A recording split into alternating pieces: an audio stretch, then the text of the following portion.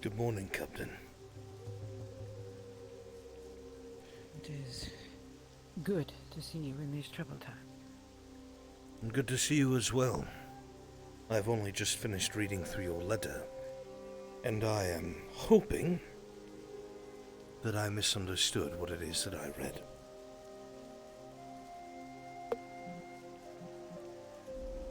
No, no part of that is misunderstood, sir.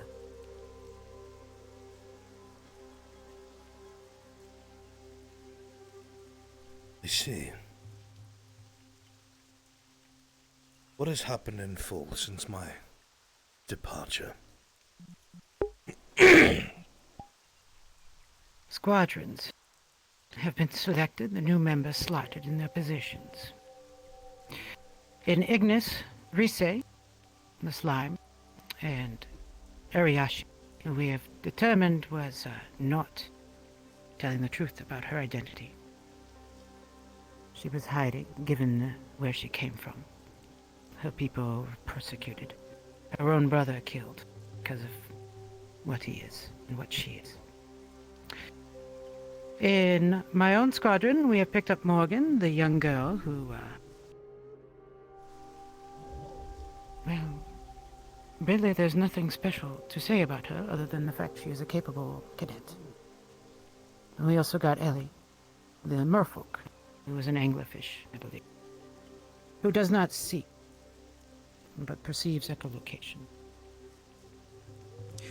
Most troubling was Jamie, the young gentleman who introduced himself as, "I'm Jamie."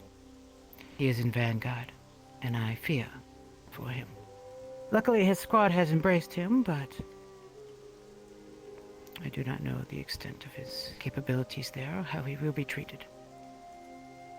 In Gallant Squad, of course, Bile, the quiet gentleman, who we've discovered is quite a capable infiltrator.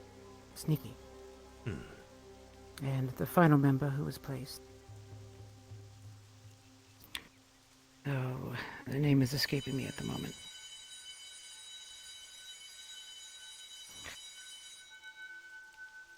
Forgive me.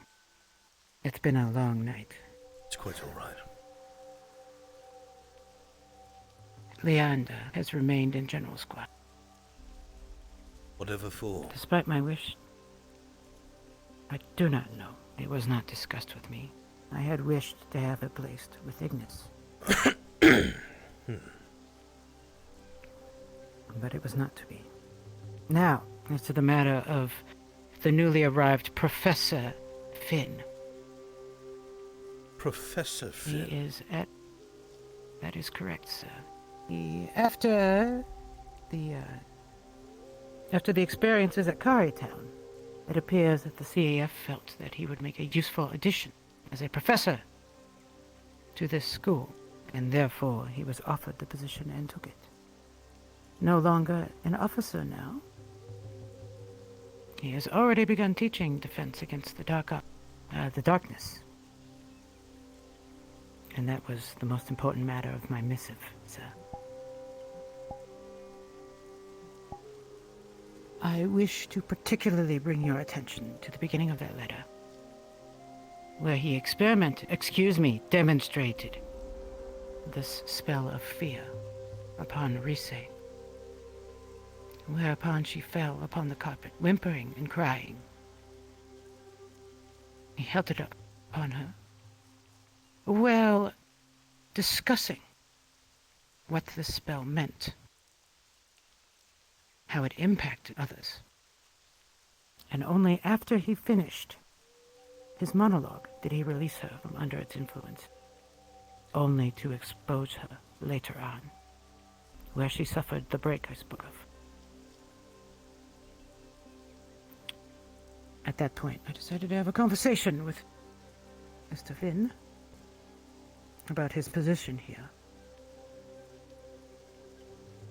I don't quite know if he understands the nuance I expressed to him about the difference between an officer of the CAF speaking to the students and a professor on equal standing accosting our students and endangering them when they are not on the field of battle.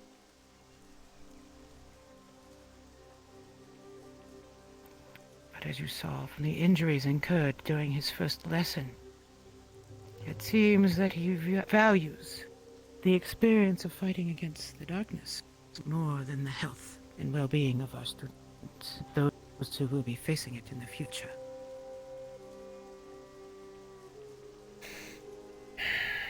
Those who will lead in the future. Professor. I will ask the obvious question.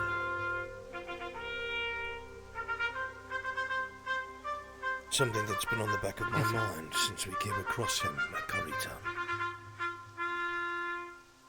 Is he compromised?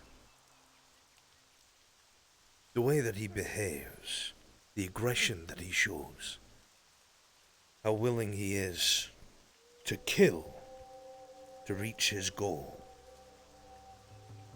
And he's completely convinced that it is the right way. There is a lot of nuance to his own actions that speak to an underlying motivation. If it was not for our direct intervention, he would have executed the prisoners that we had gotten outside of Currytown, the bandits. He also was willing to start a fight inside of the city rather than engage in diplomacy. For him, diplomacy was off the table already.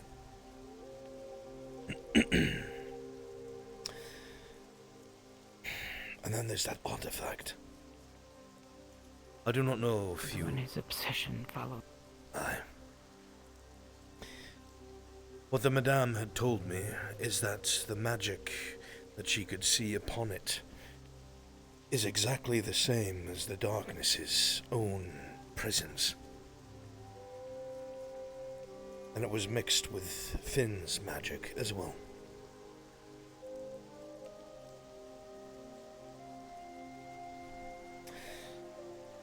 The problem is, now he's here. And I do not think that he is teaching anyone anything. I think he believes he is. What I think he's actually doing is unwittingly spreading this pestilence's presence in our cadets. An infection from within. The question is, how is this dealt with? Destroying him and it is one thing. But there are ramifications that come with that, as a CAF would not understand. Yes. It must be dealt with There carefully. is a conflict between him and the deputy headmistress. They do not see on the same page. For now. Perhaps that is something I can utilize. I figured you and I would stand on the opposite sides of this. I will work with Finn. Help guide him to achieve goals as a professor. I suspect you would do well to side with Boyd. I will undermine him as often as I can. If we could get the CAF to remove him themselves, That would be best. Granted, he will spread his evils elsewhere, but that is just something we have to endure. Aye.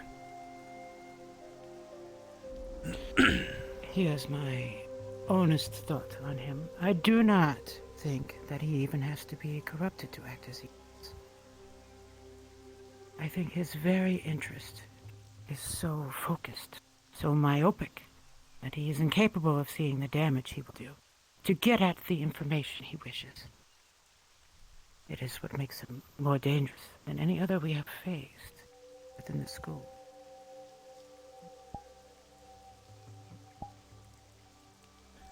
You could be right. Either way, it's not something we can wait to find out.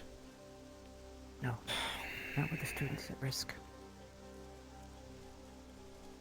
It will not be hard to clash with him anyway. I find him undesirable.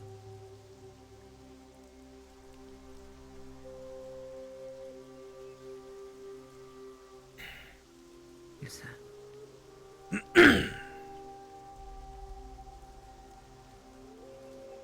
We are woefully outnumbered, Captain. And the chain of command does not favor us. We can play this game.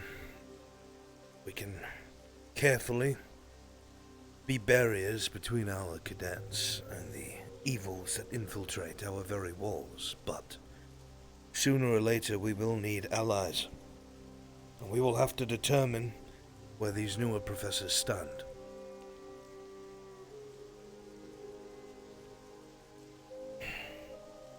Sooner rather than later. So far, out of all of them, the only one I have been able to reach is Instructor Essen. Seems to care little beyond teaching. I have been working on getting him in with Ignis, as they seem to be the most fraught. Not to mention his I wish him all the goals luck. align with keeping the cadets alive and doing his job. And the evils that we face and the actions of the others. That will clash with his views. That will not be hard. What of the others? He appears to be enjoying it. Too little exposure to know. Today, I believe, we will have a lesson with Baron, so we will know more about him and his perspective. Sir Baron, very well. We will see what he has to say and how he conveys himself to the student body.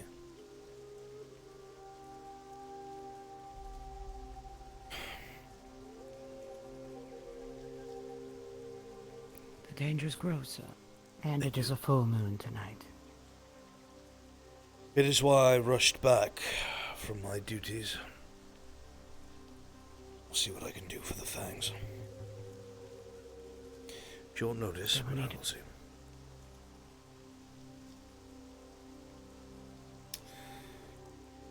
I will be...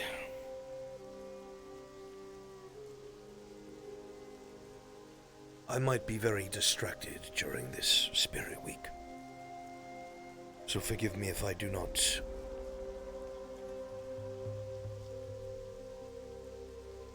I will not be as reactive as I usually am.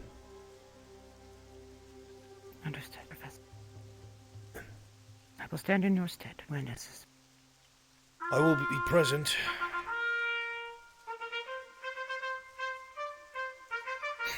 Arrival. They love announcing themselves. I will be present, I just was not my aware. heart and mind will not be in it. Someone from my life lingers. Shall we? Yes, sir. I understand, Professor.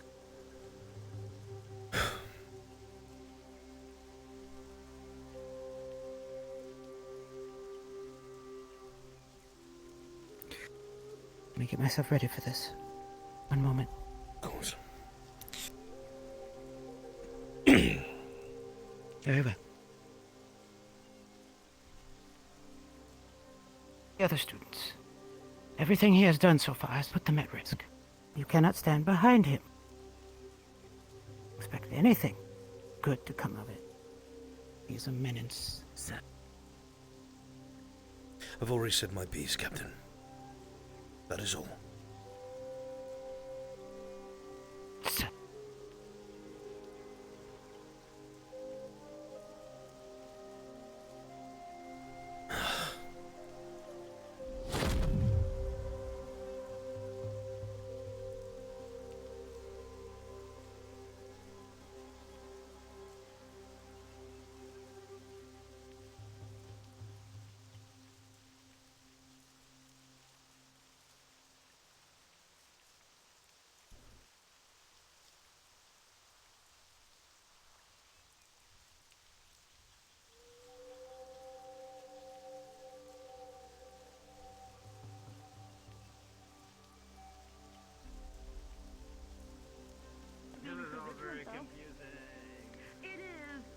It was just a little misunderstanding.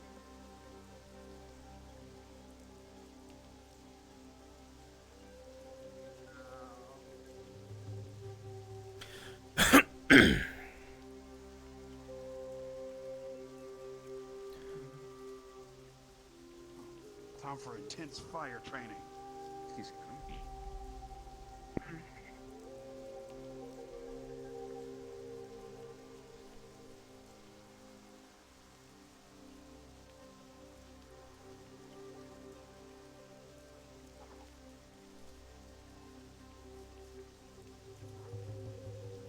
Good morning, Deputy Headmistress.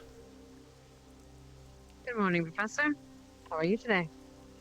Alive and well, ready to get back to work. Good. They were going to have a much-needed lesson in mental fortitude. Hopefully they do well today. I have heard. I am excited to see Professor Barron's teachings. Well, today is a bit of a stouter day, so hopefully don't end up with students in the infirmary again. I read reports about Paperwork that. is atrocious. Regardless, it was something necessary, I suppose. A lesson, though not the physical harm. I agree with the means, if not You the know what methods.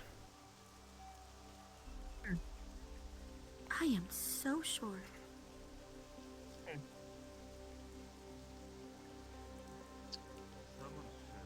Yes. My left hand's doing a little worse today, so stop. Good morning, Flora. Good morning, Stark. Hello. At least now they know what we face. Thank you. And we can start.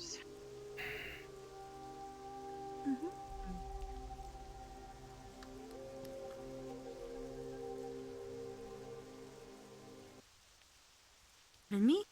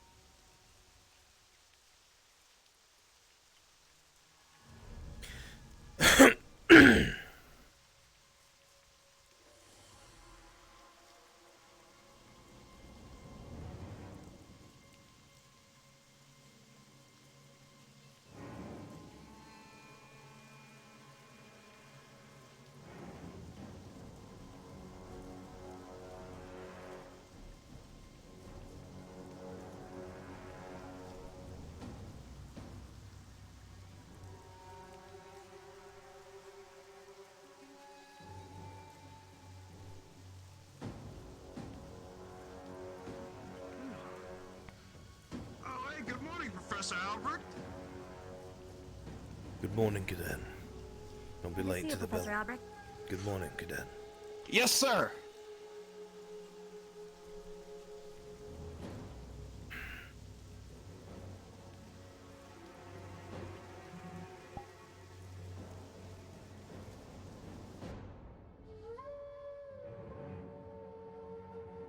With me, sir. Okay. Do you always hear rain? Is it just me? The ambience? I do not hear rain. Mm-mm. I am always hearing Sure you rain. don't have something in the background? Yeah, if I mute ambience, I don't hear it anymore.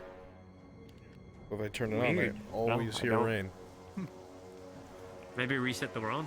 You ever just go on like a little rabbit jog and then a werewolf You see a runs in werewolf? front of you? Yeah. And Just then you watching gotta him get chased. just gotta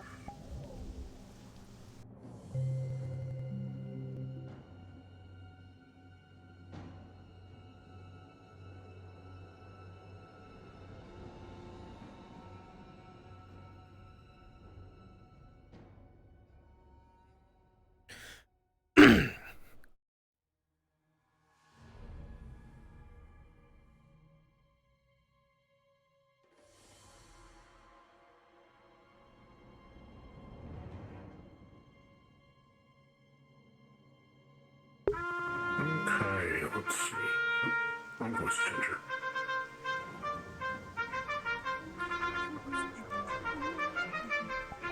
Still here.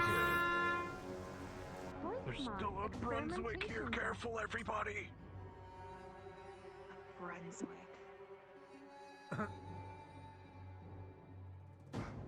Oh god.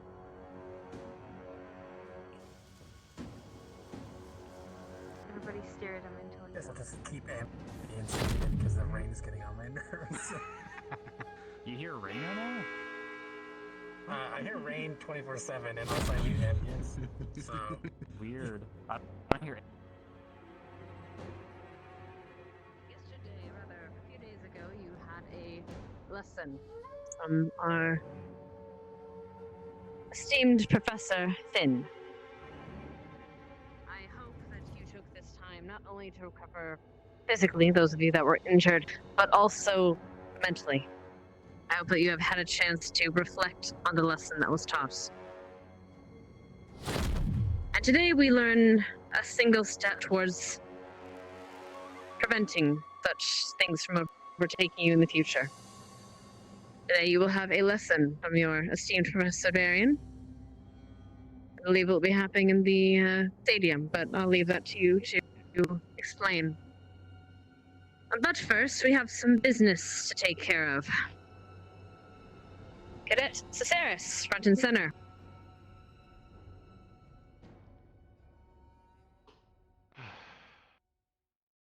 Cadets, the other day, you chose to speak up in class to the point where you disturbed a lesson that could save your fellow cadets and their very minds. Please, Yes, ma'am.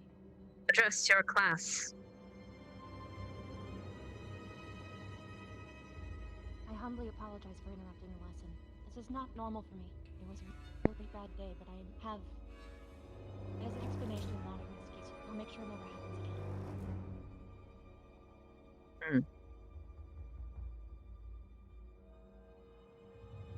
And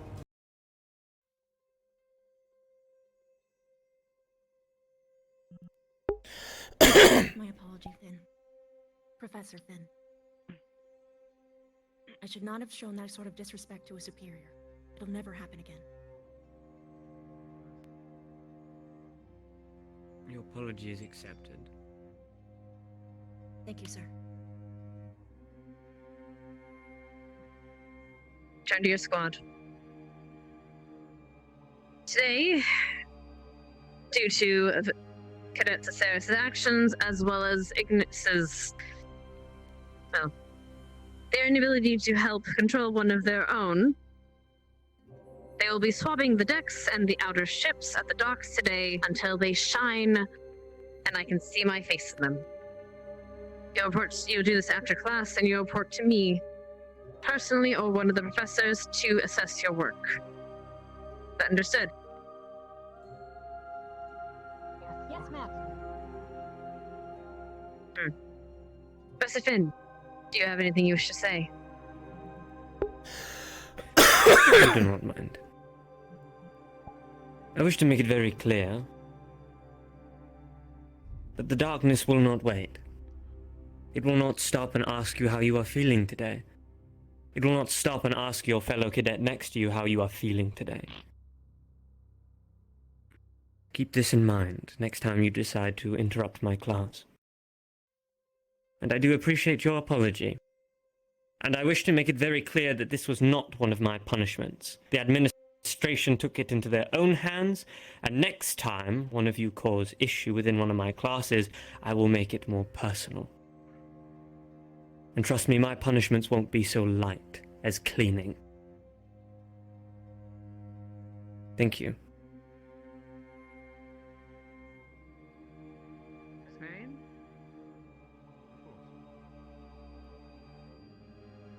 Good morning, everyone.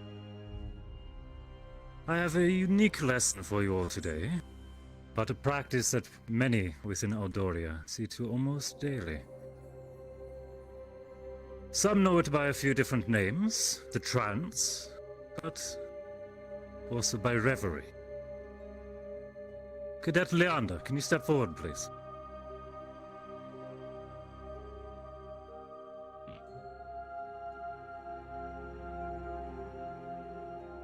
Yes, sir. Are you familiar with reverie? My understanding you've practiced it before. Of course, I still often do, actually. Wonderful. Then for the sake of this demonstration, I'll be asking for your assistance to see to the others as I go about my instruction. Is this acceptable? Of course, thank you. Wonderful. Please return to your seat. Now then, I understand that this is going to be much, how do I put, less active than many of you are used to for your training. However, I assure that this is a skill that will improve several aspects of not only rest, but also emotional and mental well-being as we move on to more advanced classes. That said, and I will explain why in more detail, if any of you have a physical possession, a trinket, something small that reminds you of home, or some other, well, fond memory, I will be allowing each of you about 10 minutes to fetch this item and then bring it to the stadium as we begin the instruction. That will be all.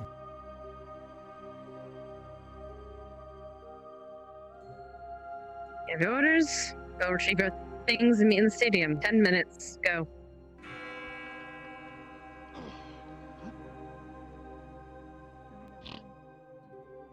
Professors, if I may, just a moment while we're here. In the future of a outburst of that kind, please remove the student immediately and bring them to me. This is a warning. Noted. To them, who should take it seriously. I won't have them interrupting or disrespecting any of you. You are their superiors, and they should treat you all with respect. Is that understood? Yes, Deputy Headmistress. Don't have anything with me like that. I miss the days when someone would just raise their hand with a question. A genuine question and not an outburst. Well, we'll have to get back to those days, won't we? Little by little. With luck, today we'll have several questions. I hope that I am prepared for them. I think I should head to the stadium. I'll keep the Have some early I'll keep birds. the lesson to you then, Professor. How have you been, Esther? Hungry, tired, miserable. Yeah, no, I understand. Yes, sir. So every other day. I have been able to do some reading and research in the past few days, but you've spoken to me out. If you have time after the lesson, I'll share with you.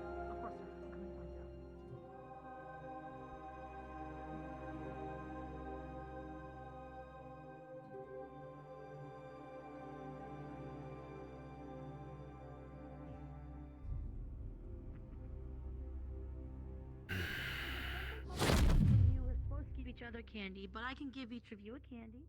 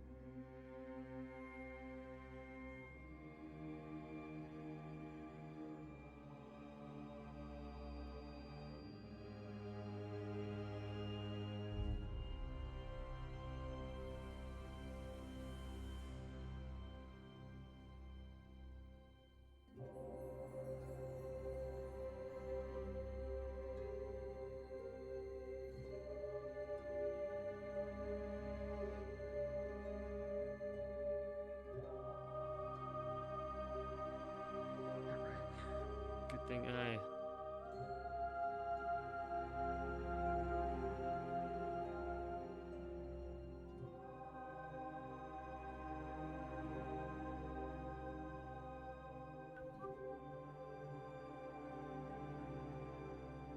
Hello, Professor. Greetings, Cadet.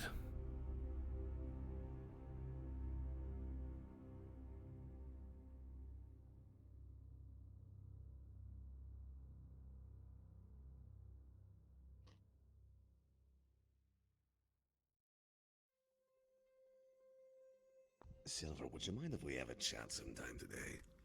I have a few Not at all. questions. Thank you.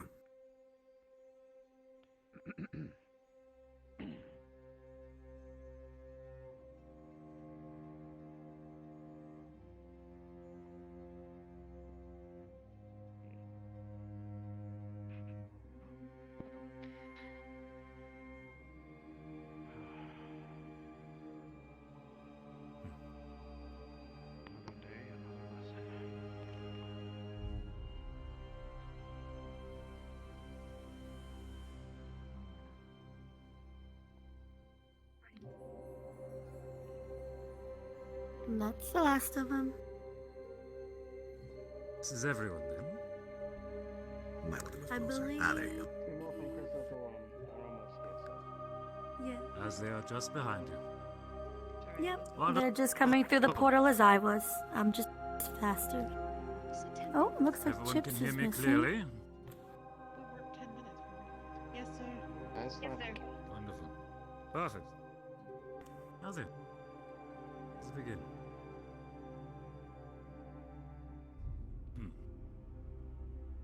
As I said, today we are going to be going over and practice very common in Aldoria, and well, across much of Elvish culture.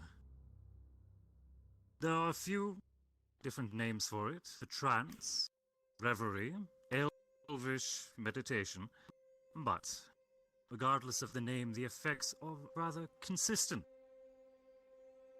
both for the mind, the body, and there are some who would say for the soul itself.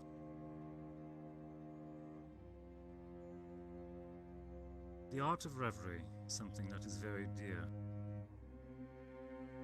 and something that I hope a few of you may be able to achieve today.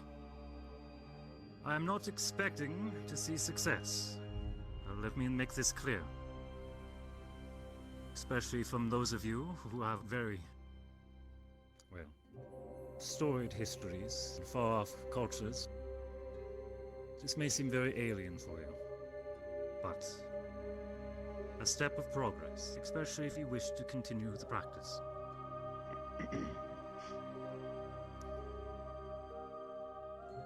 Now, I will give a few words of caution, I should say.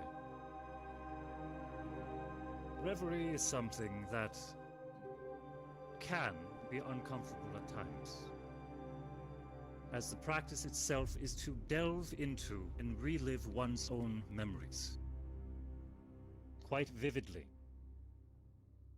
This is one reason why many elves do their best to see that they live very long, joyous lives.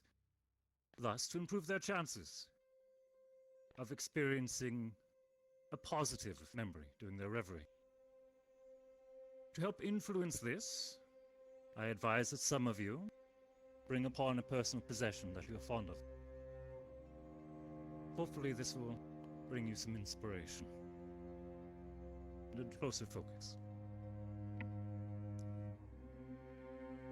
Otherwise, once within reverie, those who perceive you from the outside will note a few strange things. One of which is most of the time your eyes are open. And, mysteriously, you are still conscious, as similar as this can perceive towards one sleeping.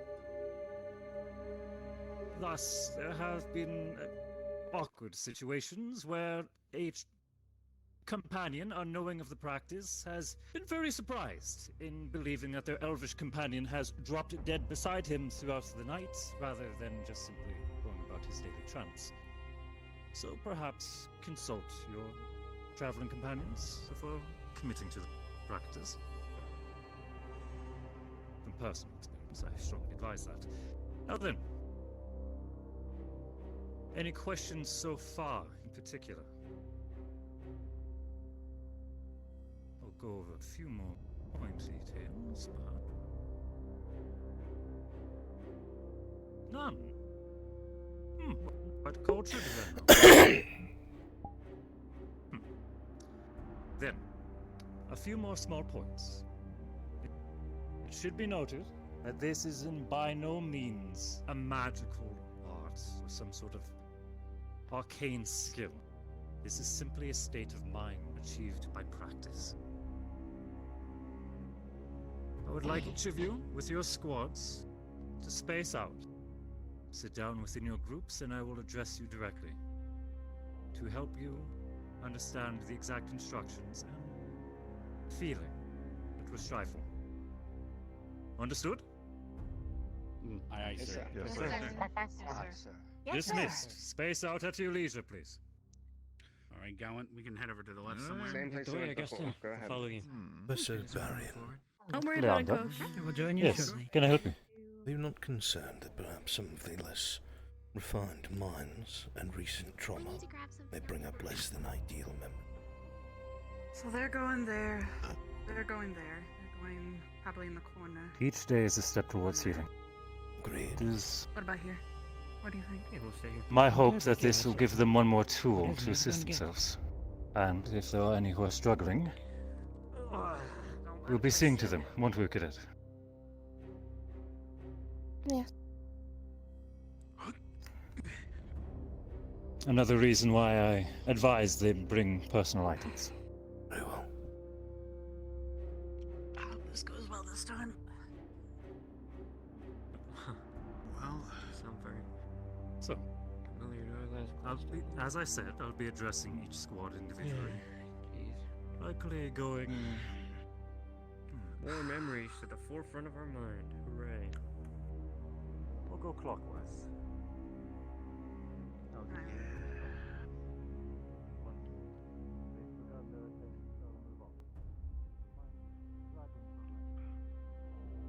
I hope so. The more we know about this stuff, the more we can prepare, I guess.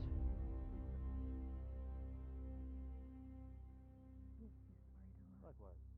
Whenever, as the students delve into the... What items did you guys pick? Let me know if you spot anyone struggling or having a negative effect.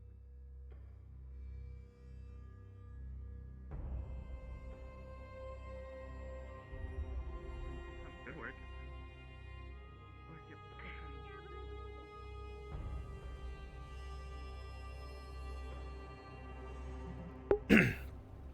Yeah, Albrecht's been made fully aware of everything that's taken place. He received a letter from the captain asking for advice, that they need him now more than ever. Albrecht does not know what to do. They are outnumbered in a den of wolves.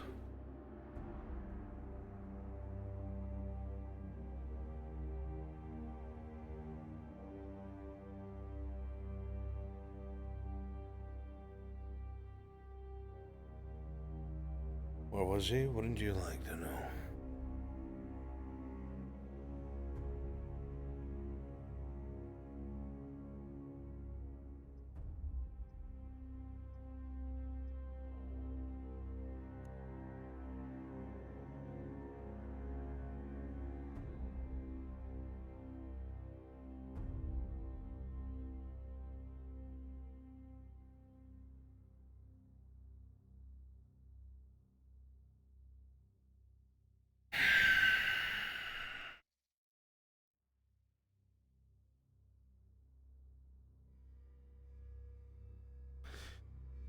Reverie.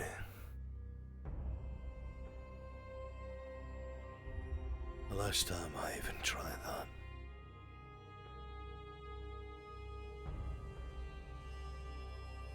No.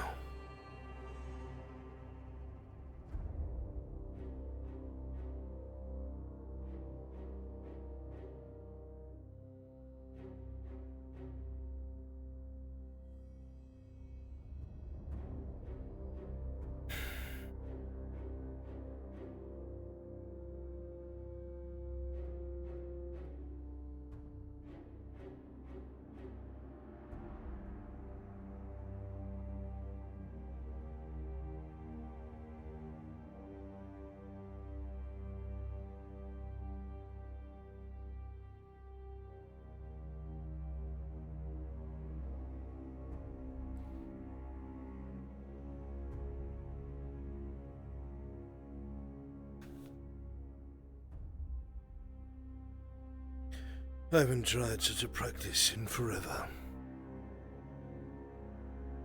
I used to enjoy it.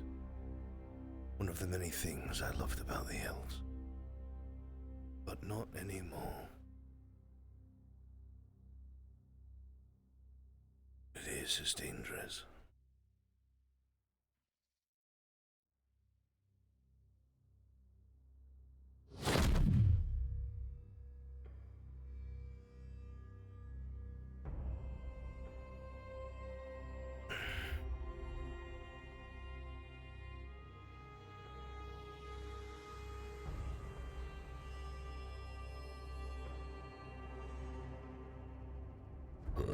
Excuse me. I go through each of the lessons. Care under fire. Tactical field care. Tactical evacuation care. Eventually I find the truth of myself. Who Professor Silver is. Who Luna.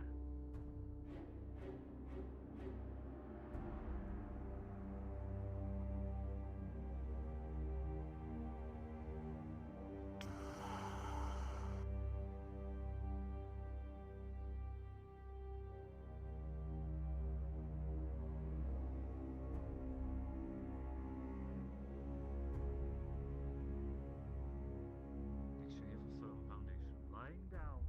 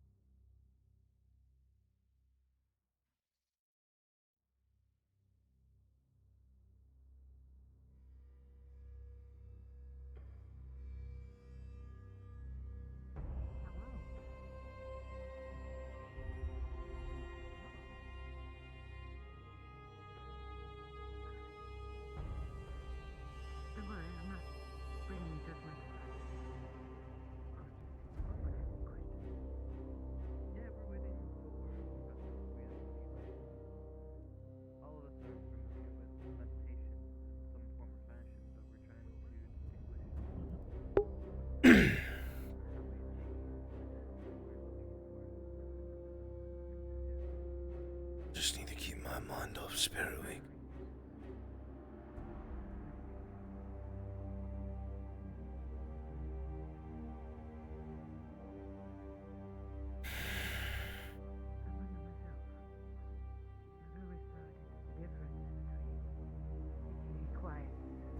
I already know what's going to happen again.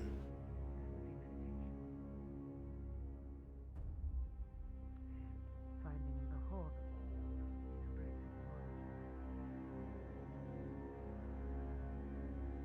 My heart is not ready.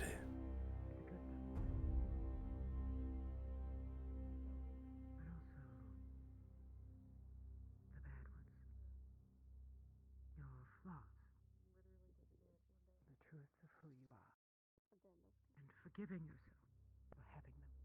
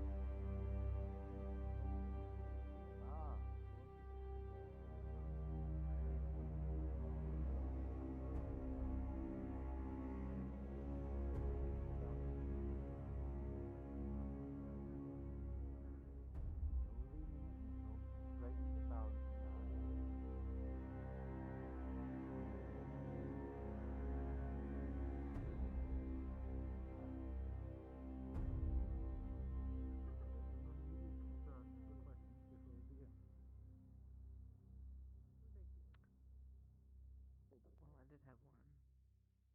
Oh. Why do you think I make tea every morning? That's my version of a plan.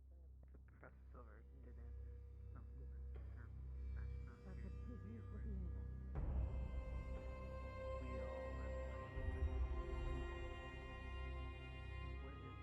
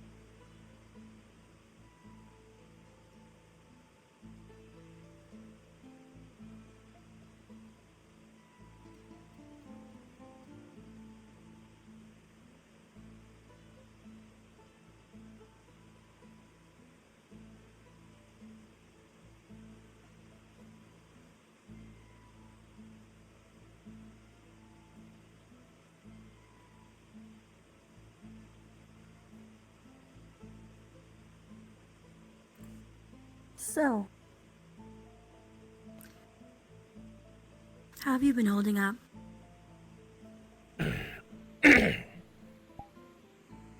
Same as ever, madam. Why do you ask?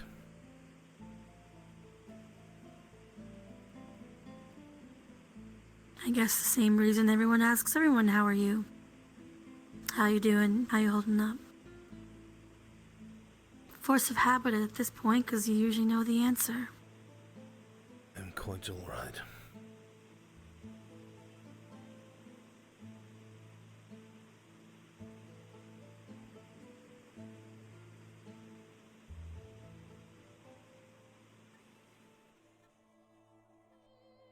So far, the students seem to be doing quite well.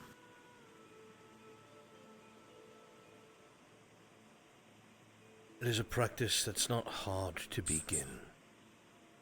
It's to get dedication to continue doing so that can be difficult.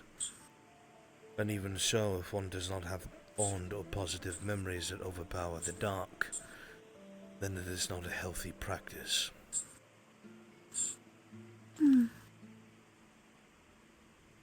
It's what Leanda had said as well. She opened up a little bit to several of the students so far.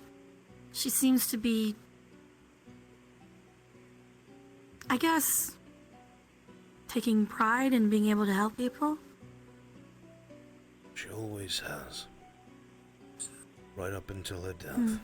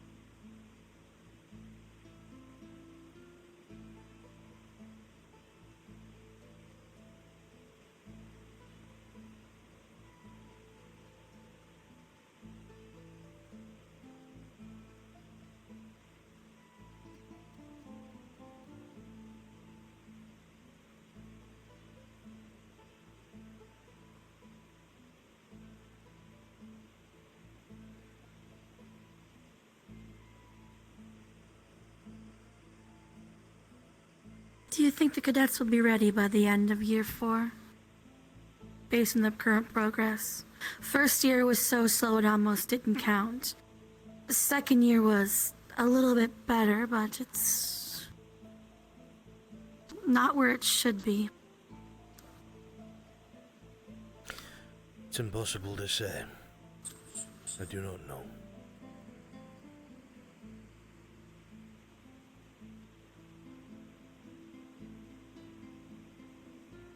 Our first year here really did mess up a lot of students. More so than half the stuff they went through at home.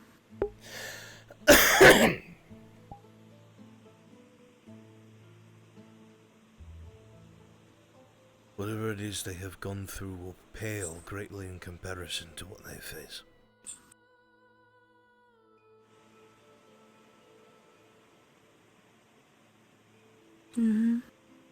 Sadly, I know some of them feel like the worst is behind them, and that is never true. Not in this profession, no, it's not.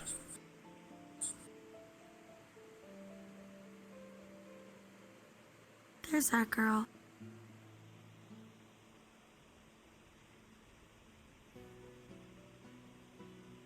Hello. How are you getting along? Everyone's doing fine. Some more than others. But less expected. People that haven't done this before. Hmm. So I'm surprised you're not participating, considering everything. You seem to be against. I do not think it's a good idea currently. Not with what took place just the other day.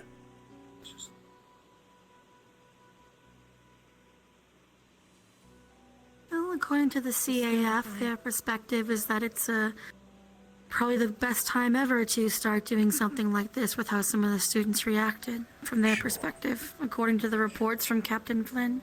I'm sure they did. It's working from this team. However, if something does happen, and Professor Marion will help. I'm sure that you will, Cadet.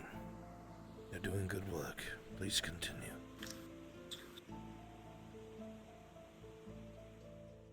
Right.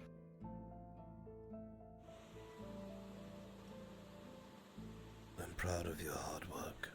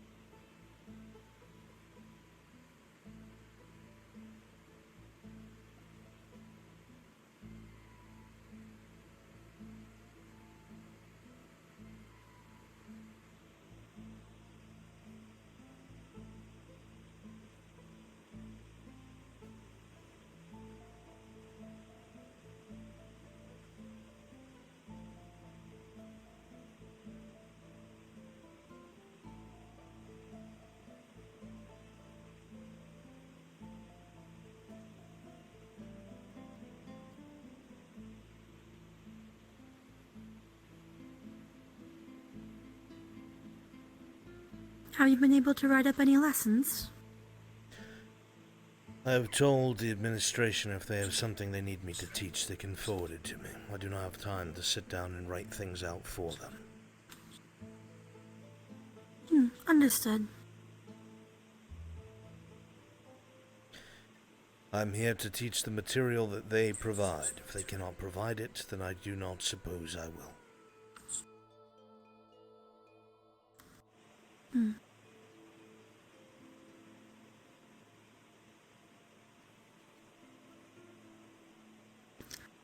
Have you read the report from Captain Finn?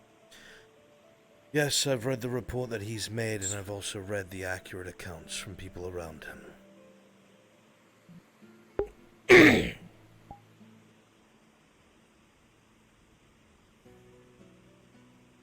Have you read the medical file on Augusta? I know you're working with her.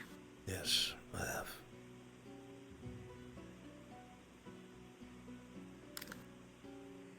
They seemed to be fine over the night. I visited them a couple of times in the morgue, brought them drinks and snacks, and they were managing. Both her and Liang. They were near death, is what they were. Before, yes, I was there. Holding Augusta down so she couldn't attack the others while we tried to stop her heart. We almost lost her a couple times. And then Liang didn't exactly fare out too well either. But they were managing after they got healed. Well, Finn has managing as well as they can.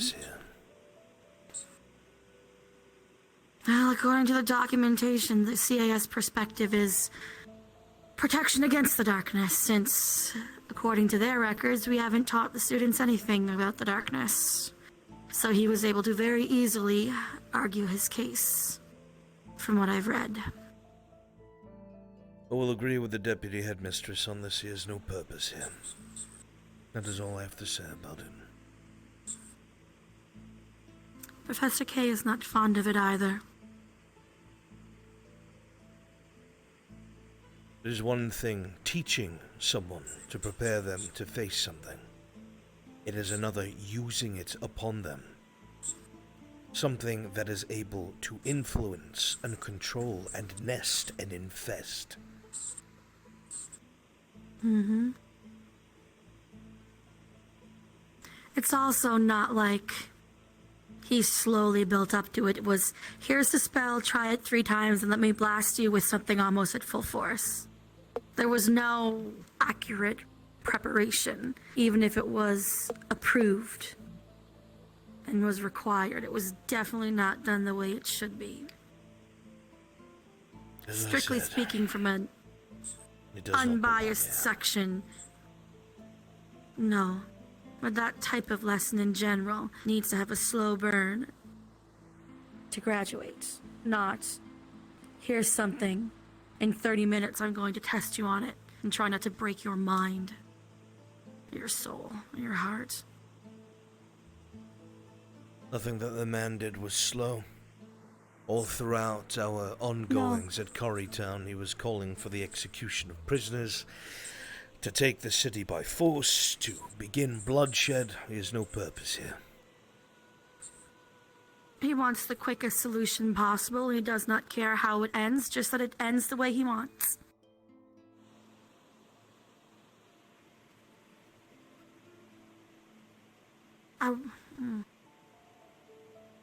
There was a couple of times he almost died in the demonstration. Arashi, Misty, Vivina, Augusta, Nerali, all almost killed him.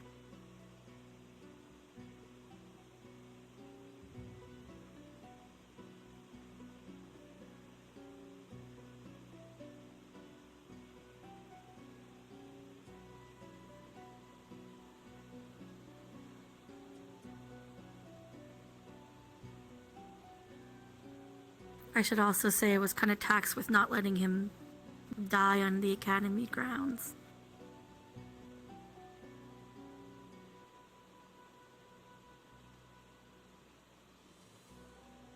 Gotta love being the go-to shield.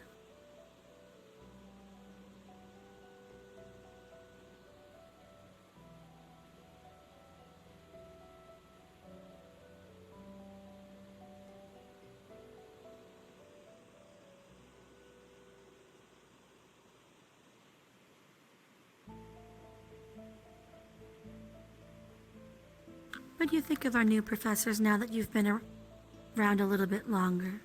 I know you were gone for a while, but... all of them? There's only one that seems The to be deputy trustworthy. and the headmaster?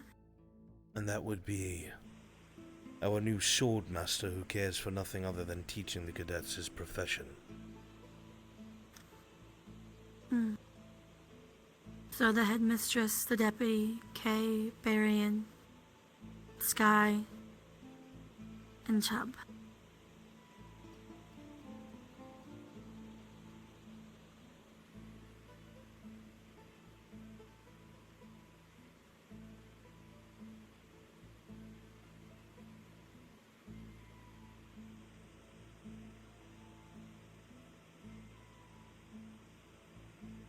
Did you know Barian was an oath-sworn paladin?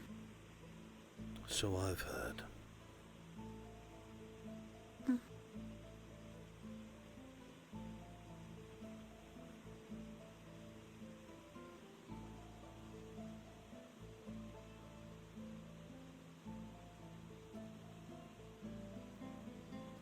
I'm trying to get to know at least what the other professors will publicly show, as well as possible.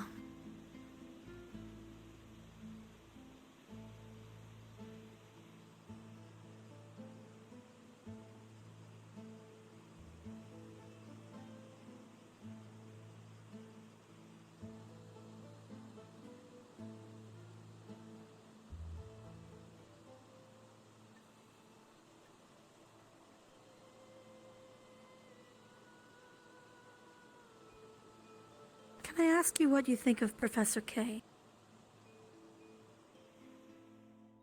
Same as the others. Not something I wish to go in depth about.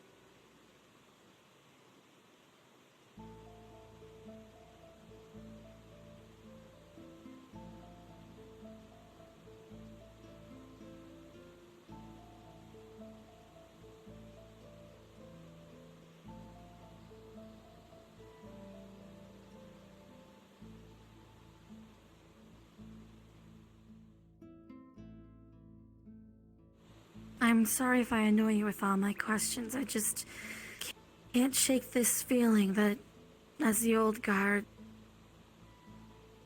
and what we've been exposed to, that me might end up being more dangerous than the new. More dangerous? What do you mean? Who's to say the darkness hasn't gotten a hold of us somehow? From all we've seen and been around. If they had, the gate would already be open.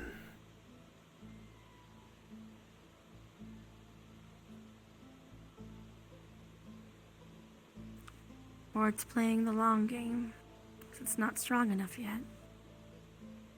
If that gate opened, we would not be able to stop it.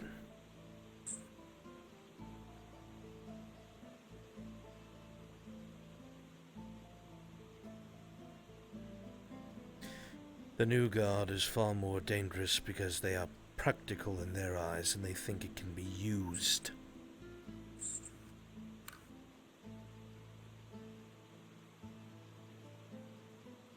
They don't seek to keep it controlled as we do.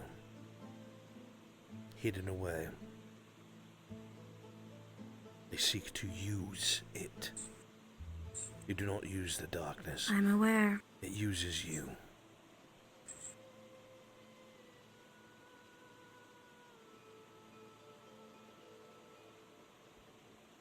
The whole point of the darkness is the manipulation, though.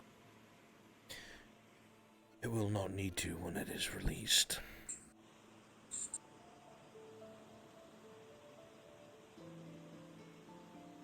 Then it can rely on brute force alone. And it shall not lose. But it's not. But it is not yet released. Which is why I can tell you with assurances. The old professors are no threat.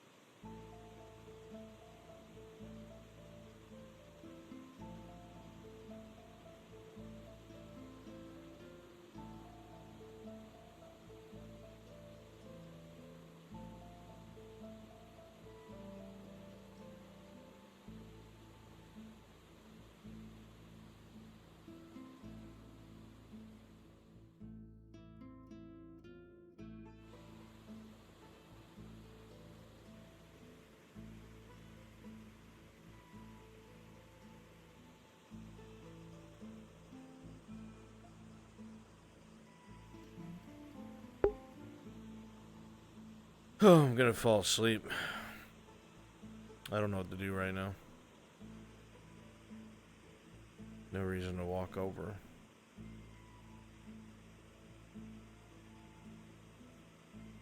Cadets that need him are busy. No reason to talk to the professors.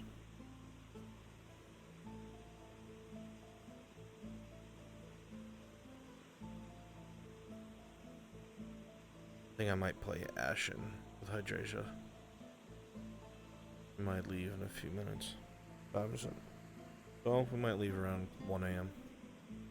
Give it another hour.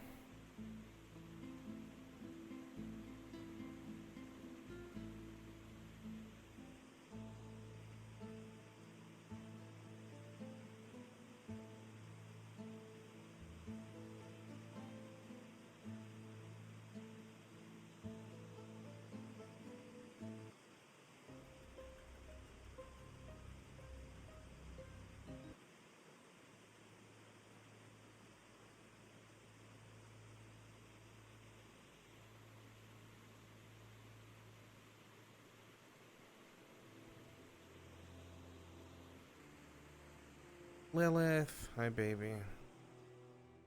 Mwah, mwah.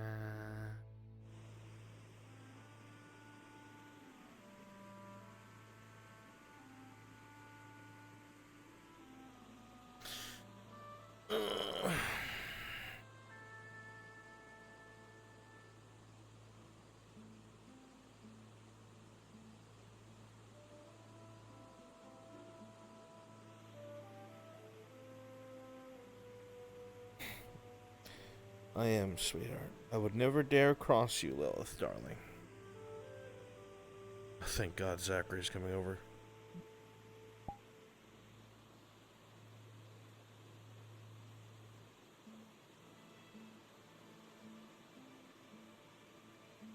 Professor, did you have a moment?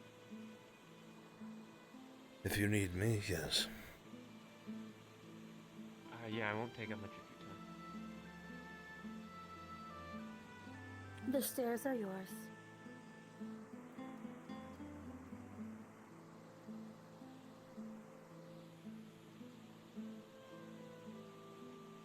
It might be something more suited for your office, but I just wanted to keep you apprised of something. The events of the last few days, I assume. Not even that. From what I overheard from you, you know most of what happened. I do have those who keep me appraised when I'm not on the campus grounds, but we can go to my office if you decide. It was a conversation I had in your office, so. Why is that? Very snoopy. Let me just... I'm just saying. I'll meet you there. Go ahead. Are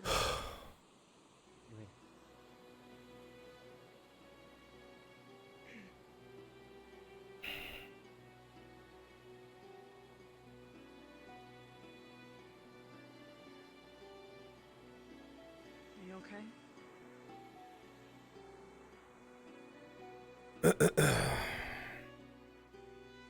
It is close to Spirit Week. I will be okay when it is over. Alright.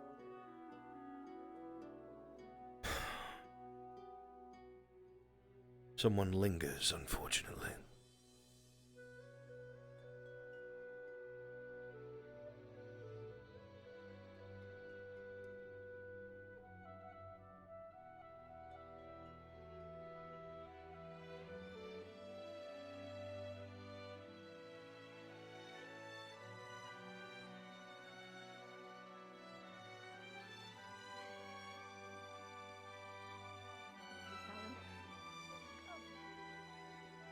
I'll get started. Gently tell them to awake and to come out of the churros that they're in. Cheesy, if you could stop looking at me and pick somebody to wake, please. Somebody. I'd rather you get piped down.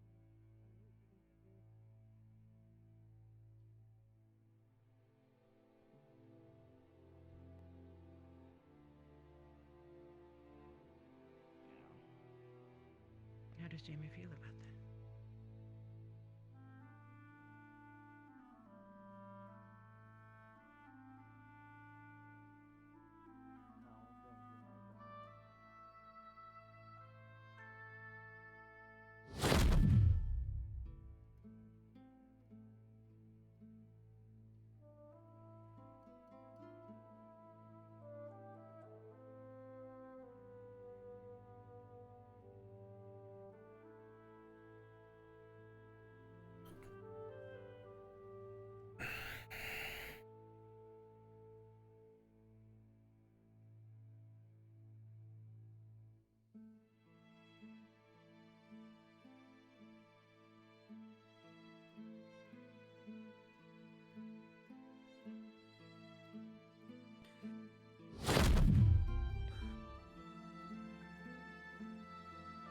What is it?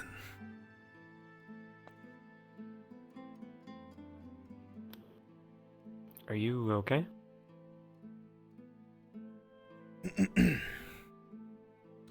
I will be after Spirit Week.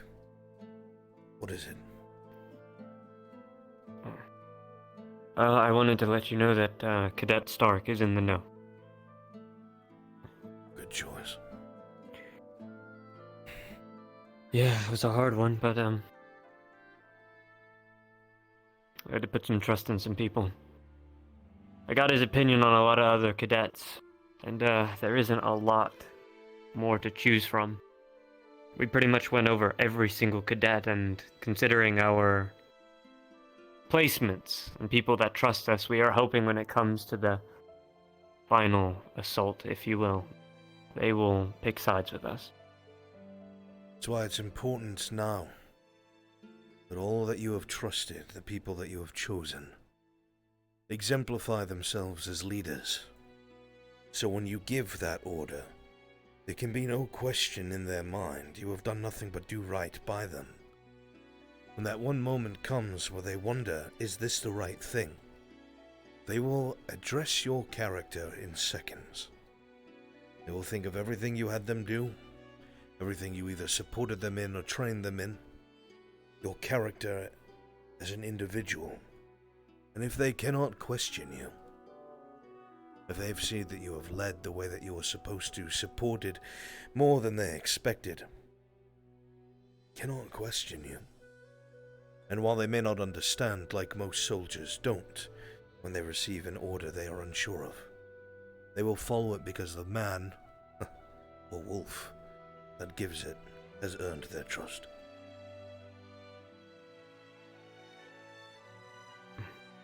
That is all I wanted to keep you in the info of. That is good, in the very least. Though my concerns have gotten much greater than just that, now that we have this new professor. Did you see the... I'd ask Risei, questions. You went through the most. Professor just... You know, it reminded me of Steele's methods, as well as Willow. How he would make us walk through thorn bushes of silver and shoot us with silver bullets to test us.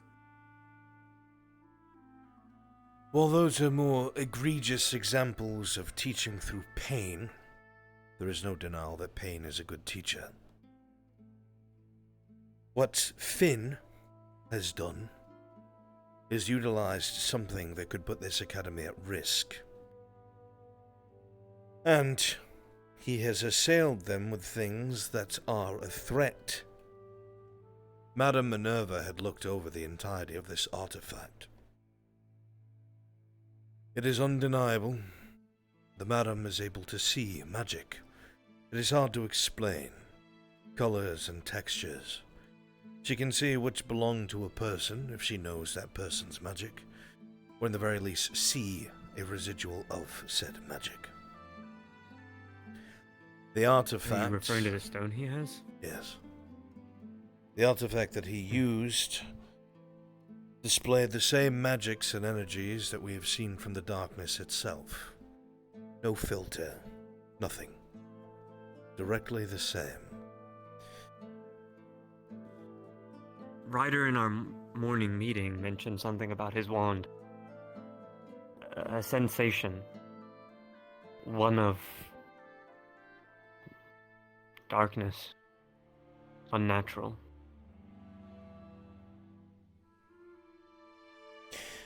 I have an idea.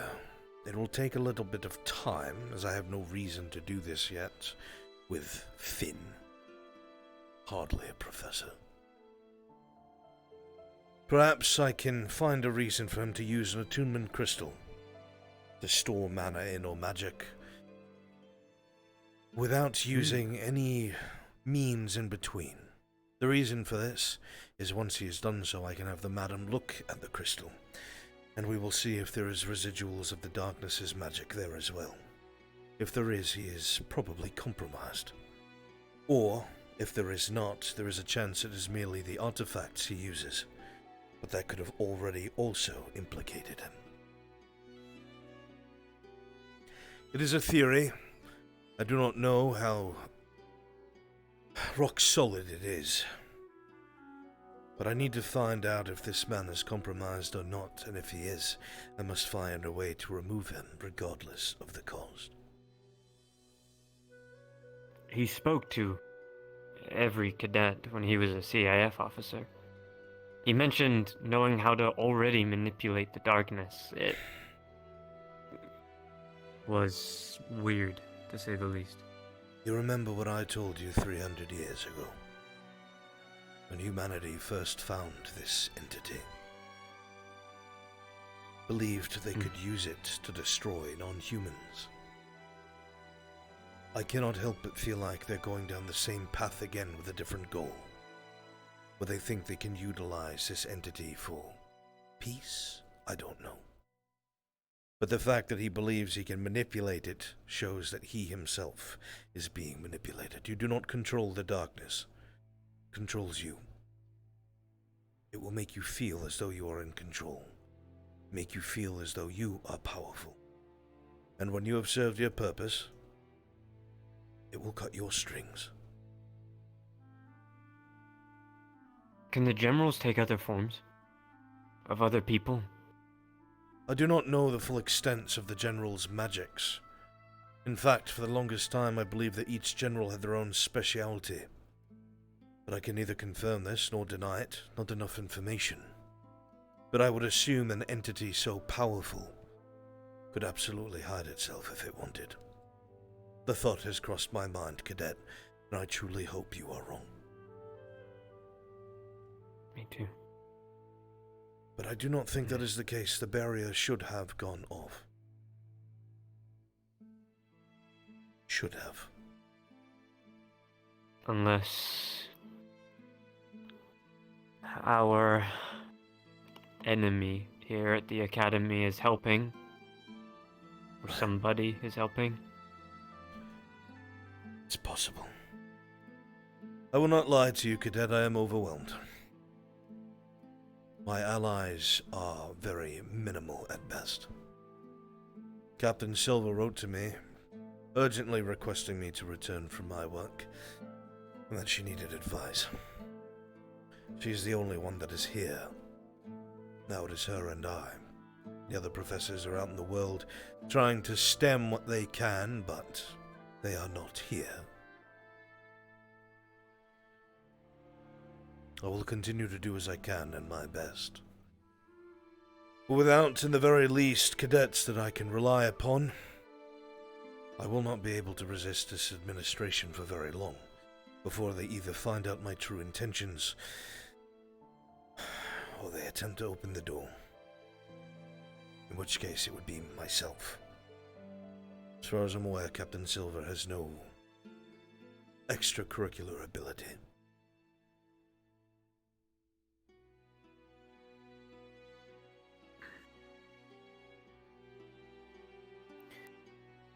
Okay. Well, that's all I wanted to let you know.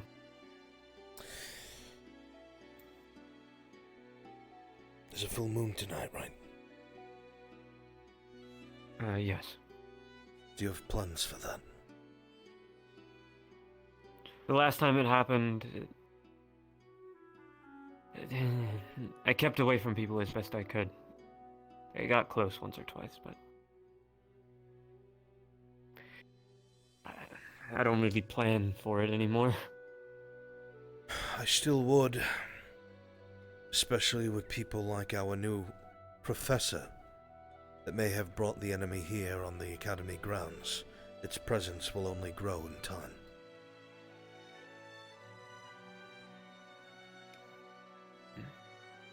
I've already informed my squad on what to do if things get out of hand. As well as Stark and many others. Then you do not need me, Cadet. You have your bases covered.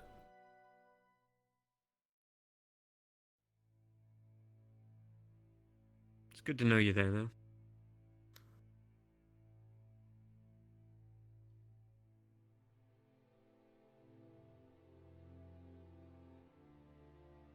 We're losing. currently. The enemy is spreading faster than I anticipated. And while I believe in you, and you are a soldier and an officer in my eyes already, you're still just a lad, as are most of the cadets, not ready. I cannot help but feel I have many lives on my shoulders, and I have two choices that are very painful. Neither of them are something I wish to. Once this week is over, I will be fine.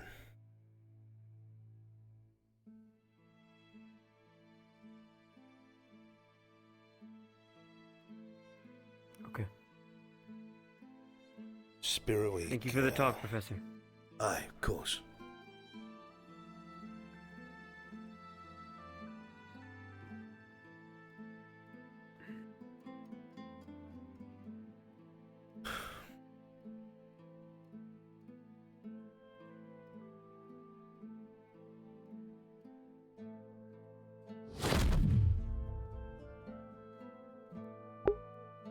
He almost got it. He almost got it.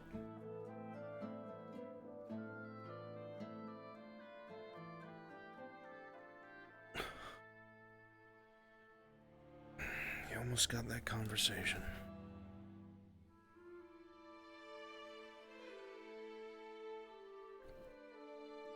Understand, chat, that Albrecht's very alone. His one friend, Captain Silver, he must treat her as an enemy. He has no one to confide in, no one to work alongside of. And very soon none of the cadets will trust him other than those he conspires with. It's hard.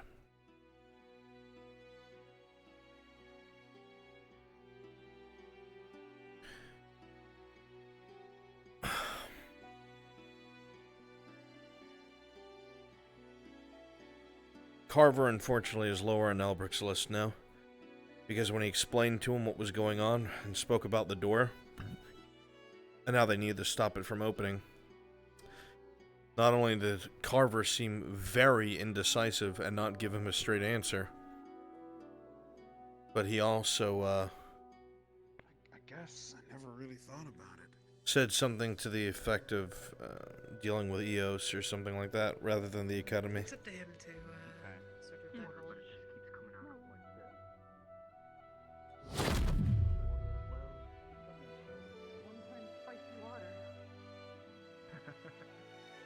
We're talking about poisonous fruit and how you can eat it, but just one.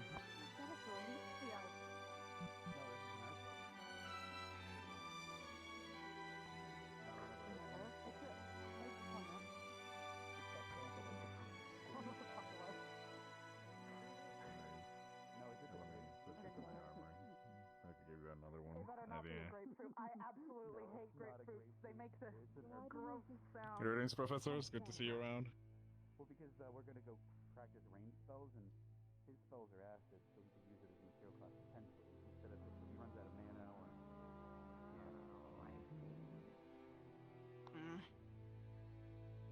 I'm bored now. Hey, you busy in here? Can you scooch over? Fair enough. Okay, Use my okay. magic board. Jesus Christ, this is a little You're boring me. Yes, can't be dealt with, No, I overlooked a as the lesson darkness is on board. affecting the Okay, world. Excuse me? At least I don't look like okay. I'm naked behind my uniform. Isn't everyone naked behind their uniform? I'm pretty Everyone's sure naked a little underneath bit. their clothes, Leonda. No, that's how my dare you skeleton assume you're my talking clothing. about. What are you talking about? I always have a second pair of clothes under my clothes. Yeah, but Be what quiet, about behind Byler, those I'll clothes? swallow your tail whole. Another mask. Okay, now you're just threatening him with a good time. If you want to do that, you gotta take me out on nice dates again. I did in Kari Town, did you forget? We did a lovely crossword together and learned a lot about each other. Yes, the date So date you where owe you, me, if anything. where you licked a frog. It was would've- not a frog, it was a drugged frog thing. That doesn't count. That's still a frog. You're a frog. Go away. Did you see where Zach went? Call me crazy, man. I feel like it's sunset way. No, early. I did not. It's alright. I mean, I know This feels oh, a lot. Spear Week This feels It's a lot winter. quicker. That's alright. Well, Oh, it's because true. it's winter. Fair. The day is shorter and the night. That's him, Yeah, I Professor. felt like I got up earlier You than usual too. Like, probably watch out. No one was in here training. Or I him. was already here. I'm aware. So I guess that makes sense. All right. Well, we should probably go to the range then before they ring the dinner bell. Keep my eyes open. All right, Leona. Who else was joining us? Did you want to join us for range training? Board? I understand it's training, but Fair enough. that legit Augusta, almost are you killed coming me. to the range with us? Sure, I'll come. I wasn't sure who I was coming because everyone seemed to have spread out. All right, I'll meet you guys there. Feel safer with you around. We'll always be around, Cadet. Thanks, Professor. No problem, Augusta.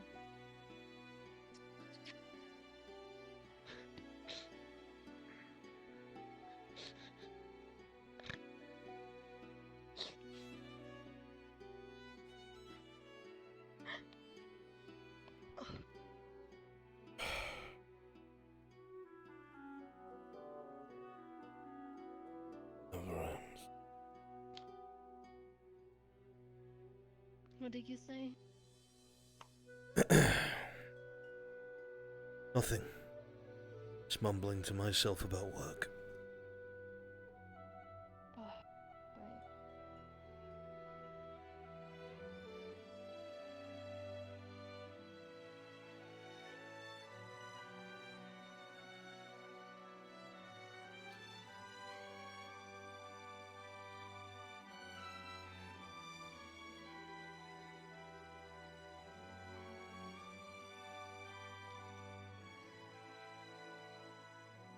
Sarah, I have a question about your wand.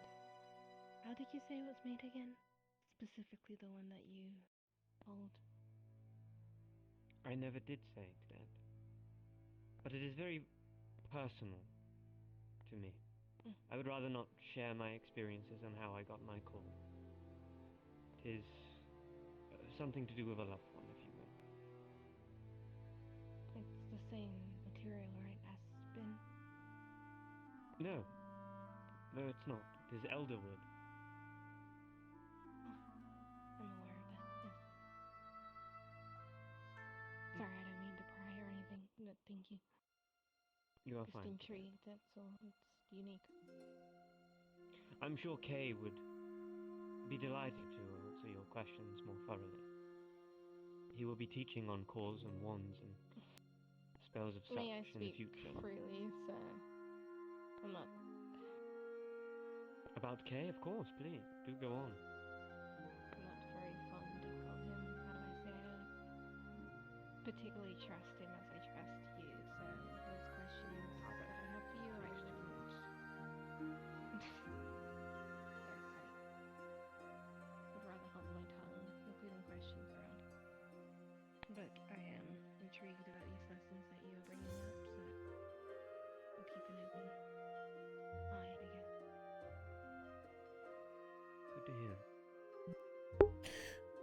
Doesn't matter if the majority of the cadets stop trusting Albrecht as long as their leaders trust him.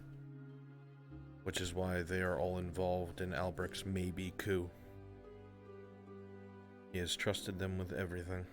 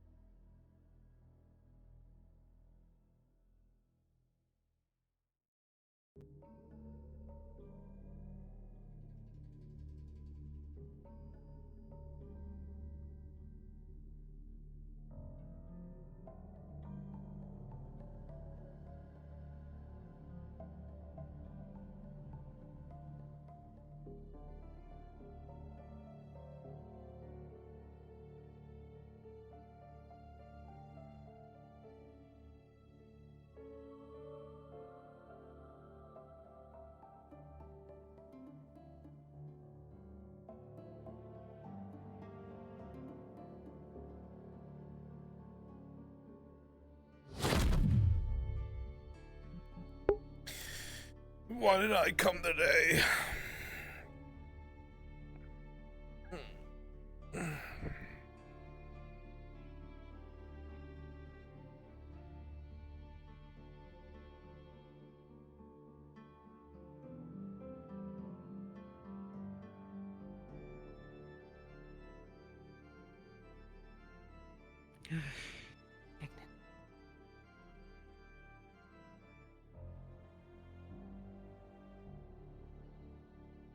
Why is there a chicken?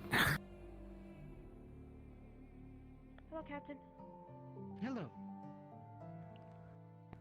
Oh wait, no, I can just go this way.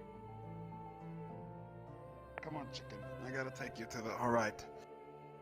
All right. Esme's gotta be at the docks. So that's where my chicken was.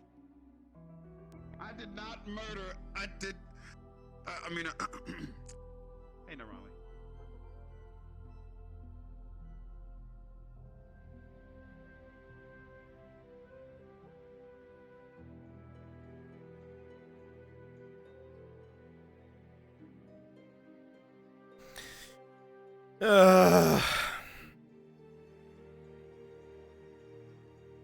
Dominoes, no, it's not. Cock got out, so I gotta deliver that. They're not cocks, they're hens.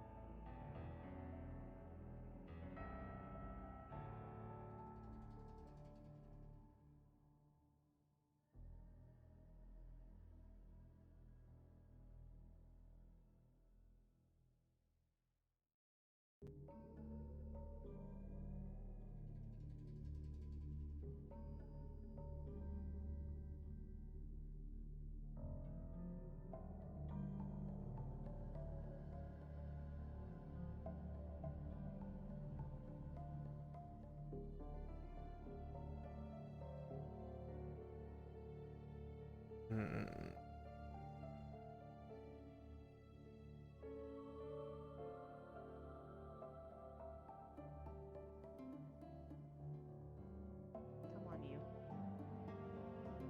Back to the pen you go.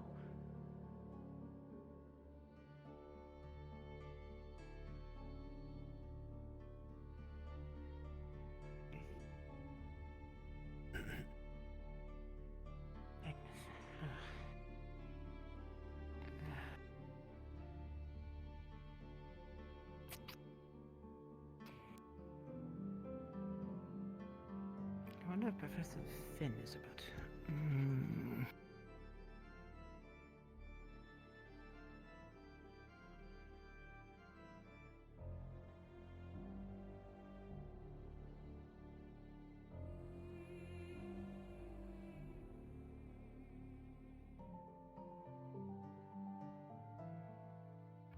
Oh, a second there.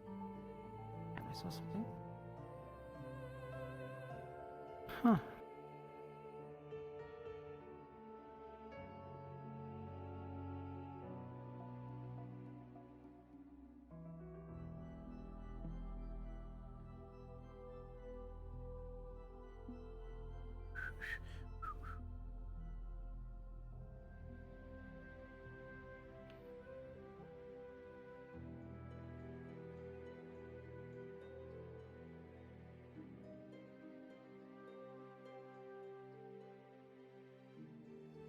Where all squads go?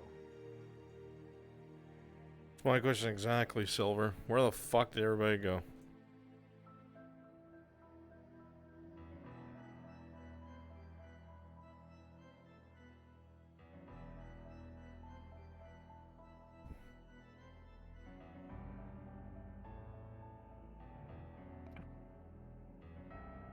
Liang.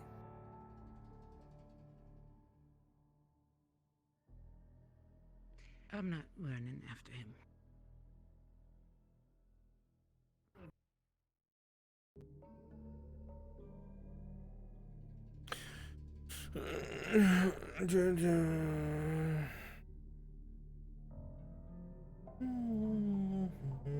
Glasses and use my true sight for this.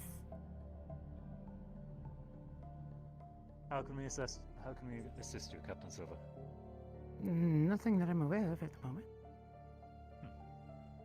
Don't Seems let like me consulting interrupt. Arbor with Well, some questions she had for us earlier. If it will help Have you narrow spoken it down. to the captain about your developments? Yes, she was the first I notified. When they first started appearing, I was concerned. Pardon. I believe I as have you were something saying. that. So I believe this will help narrow it down. When I used my sight, could not see anything, which means that it is something most likely internal to you. Just like with the Church of Yimra and other things, I cannot see what is affecting your mind or any projection of your own magic in your own sight.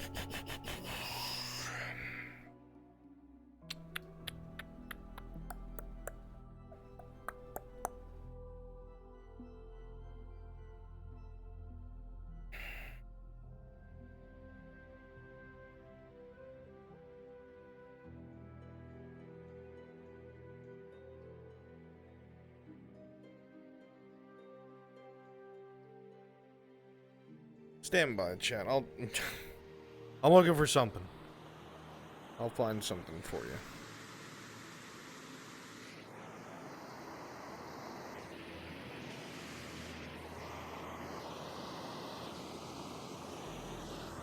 Nope. Okay. What's wrong with that?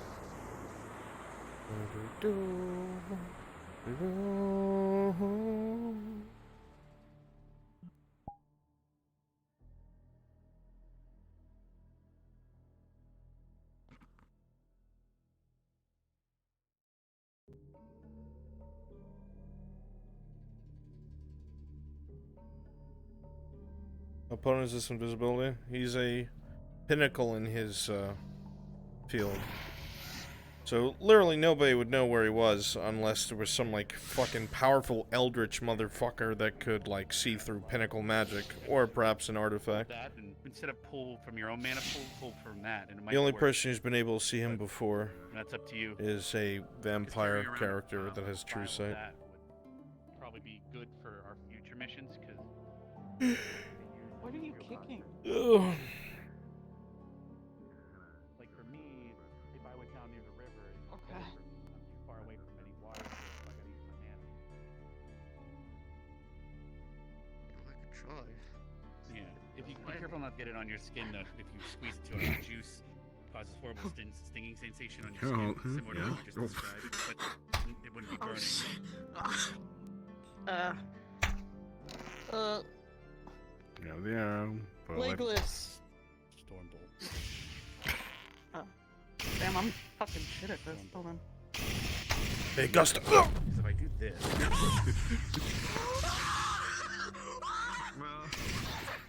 Professor! What is Oh it? my god, Professor! What, the Professor died! Professor! Oh shit, fuck. Why are you yelling over here? It's like a professor. Oh my god. You seeing things? Thought I killed him. God. I'm not that lucky, cadet. So, If I could be killed in a training accident, well, maybe I one saw day. you do, what the? Wow. What? We're not that lucky.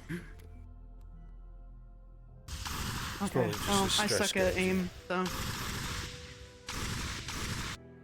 Oh, okay. First that, then wrinkles. Oh boy, my favorite. Fair. I had to tell you the wrinkles come They're first. always sort of getting white hair. Oh, wrinkles. Where's my wrinkles at? Or where are my wrinkles? Don't ever, Sorry.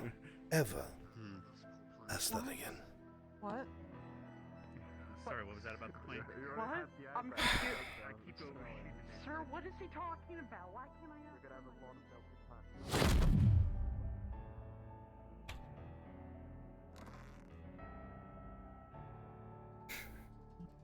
I think they just need a laugh.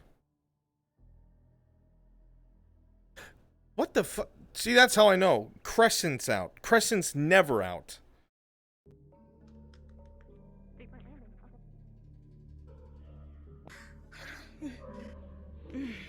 There you go. Yeah, I want her to like. Oh. Oh shit. Alright, I'm gonna go do what I came here to do.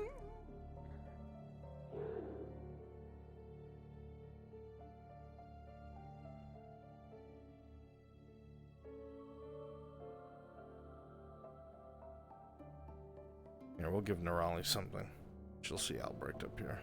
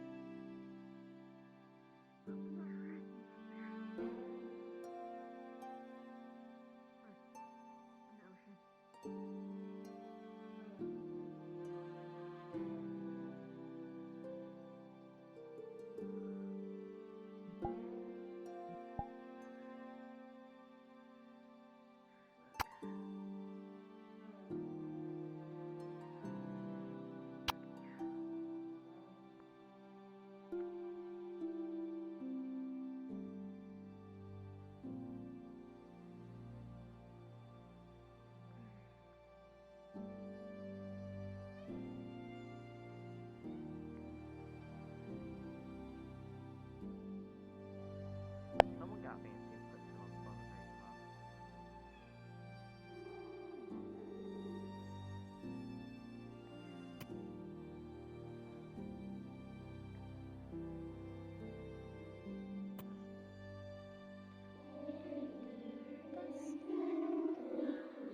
Hello, Professor.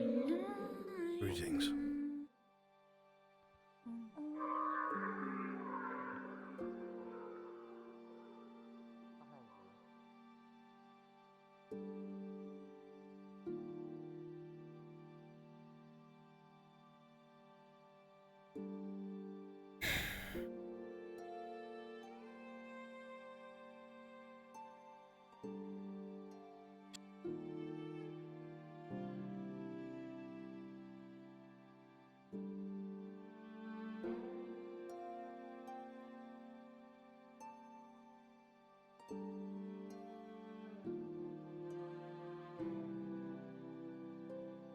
I gotta leave before I have a fucking heart attack and die.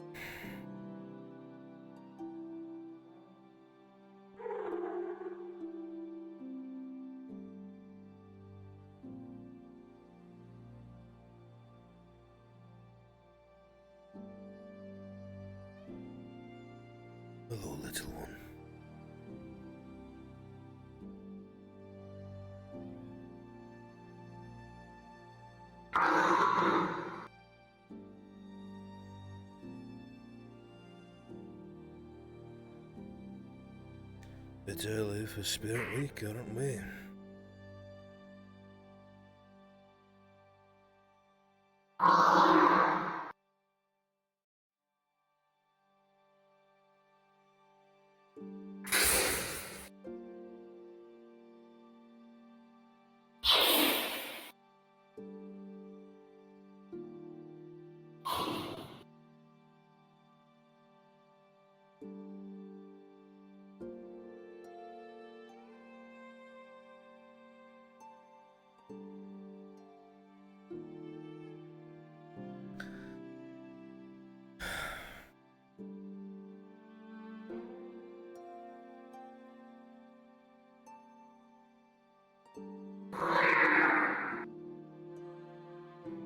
Hmm?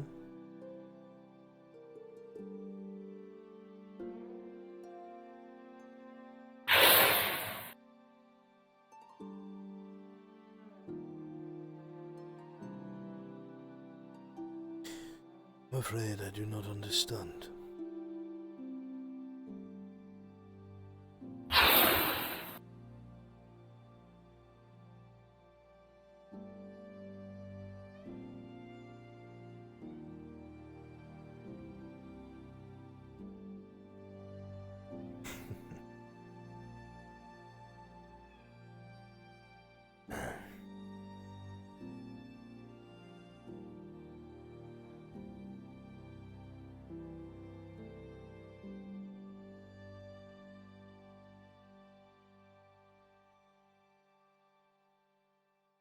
So that's what happened to you, is it?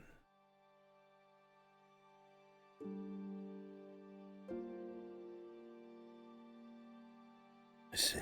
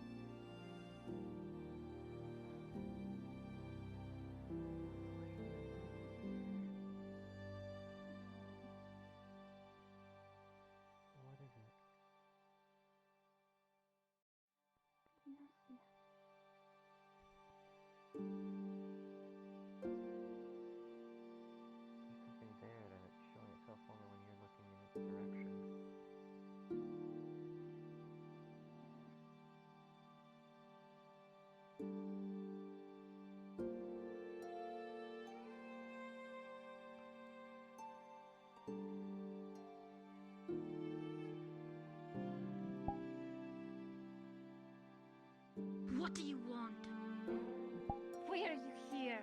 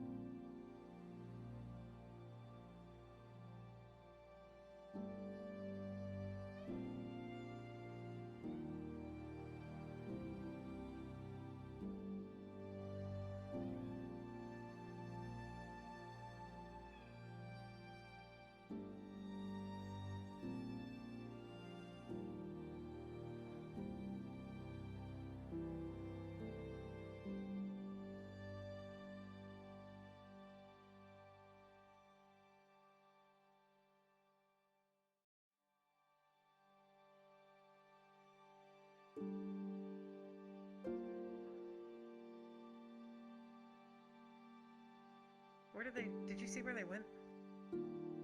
I'm sorry, what? Did you see where Ellie and them went?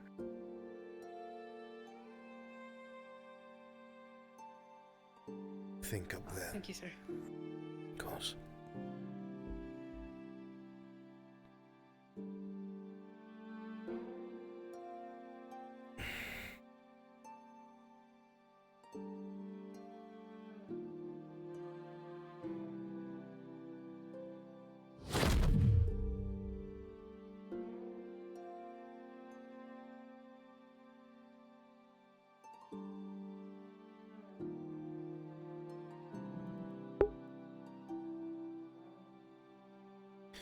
Spirit Week for Albrecht's gonna be so hard, dude. Oh, it's gonna be depressing to play him. Fuck.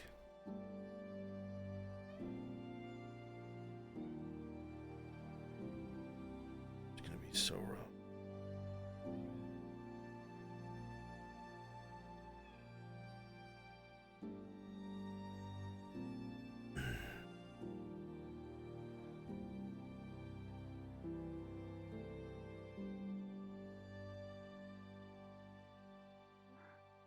Yeah, it's We're fine. killing Ryder. Why are you killing Ryder? Why are you killing Ryder? Why are you dead? Why are you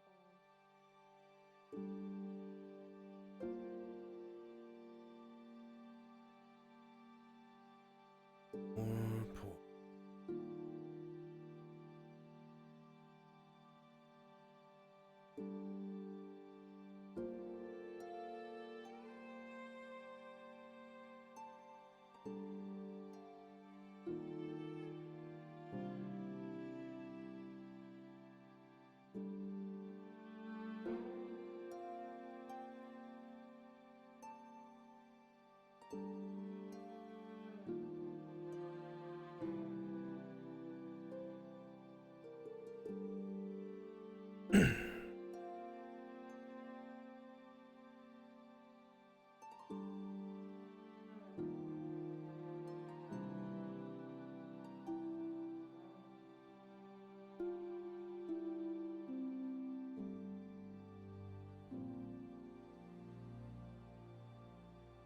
How did these two go?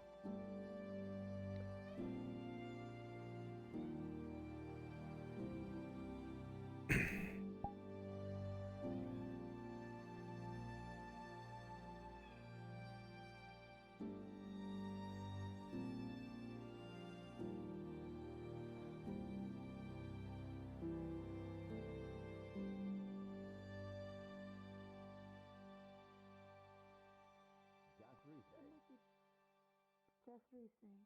I was gonna ask if maybe you want to check on them. It'd be easier that way. I can hold the chicken.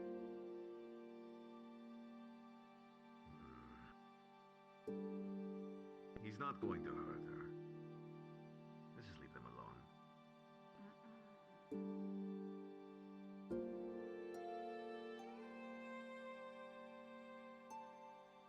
Here.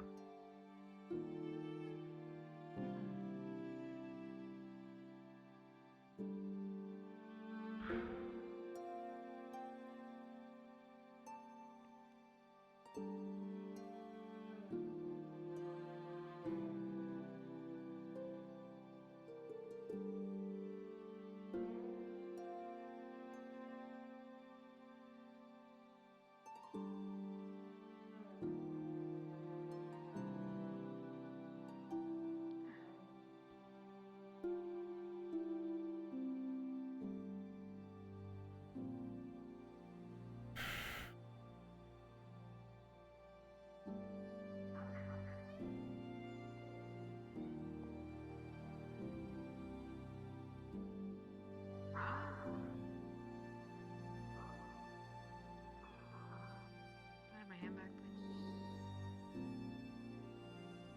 Oh my gosh.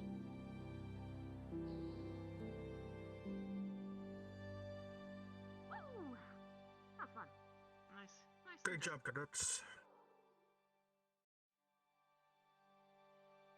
We should probably test. Can we see ourselves? I can see your face. I mean, it's wood polish, Maybe a so l- probably. Yes, I can actually. It's blurry, but I can see myself. Oh. Oh no! Good thing that part's already said.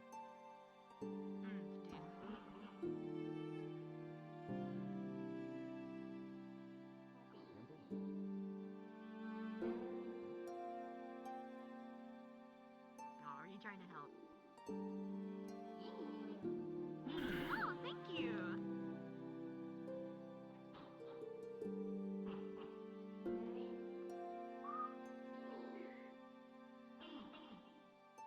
Ah, okay.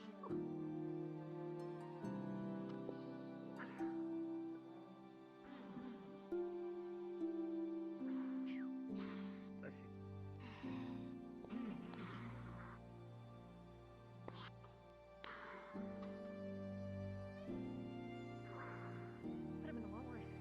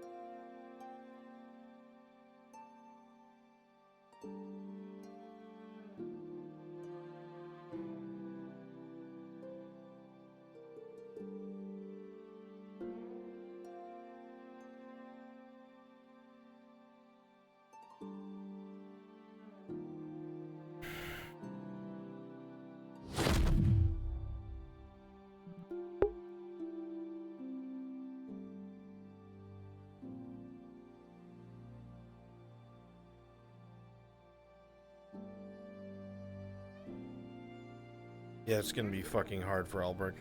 Trust me.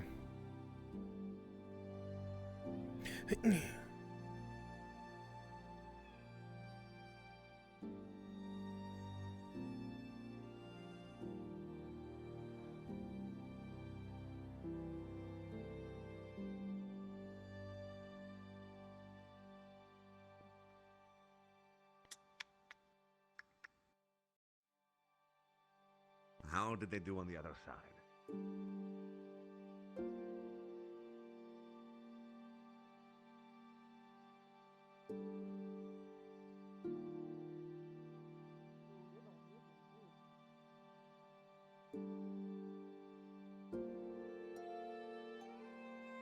Man, you're handy, Arashi. He's a walking creepy power washer.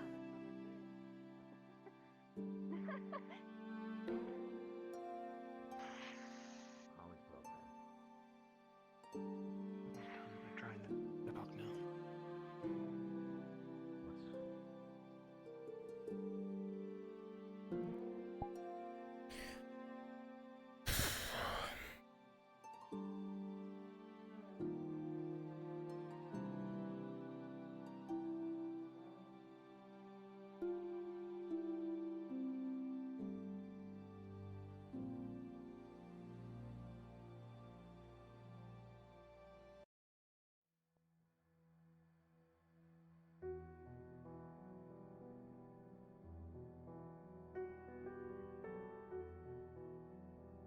Why? Professor, good day. Do you think you could walk into the cabin in there? I need to see what Rise and Finn are doing. But I'm lazy. I need you to check in on them for a moment, if you would not mind. Thank you.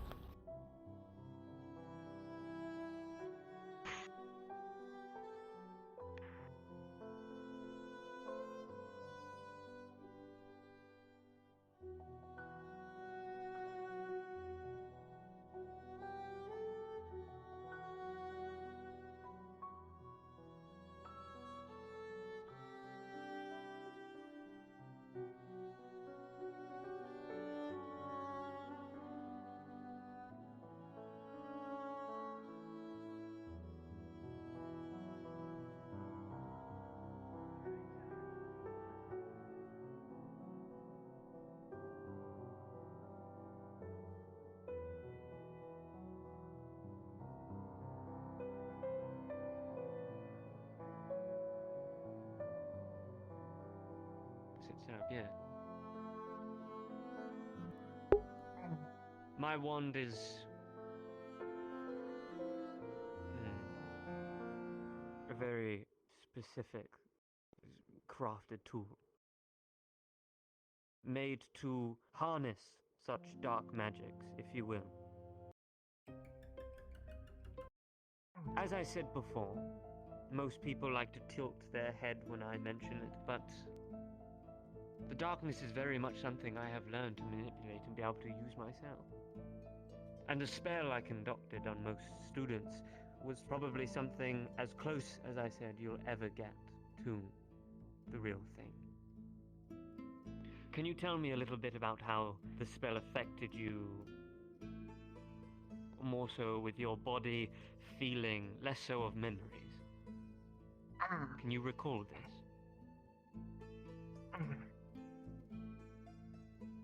Before everything had started to shift,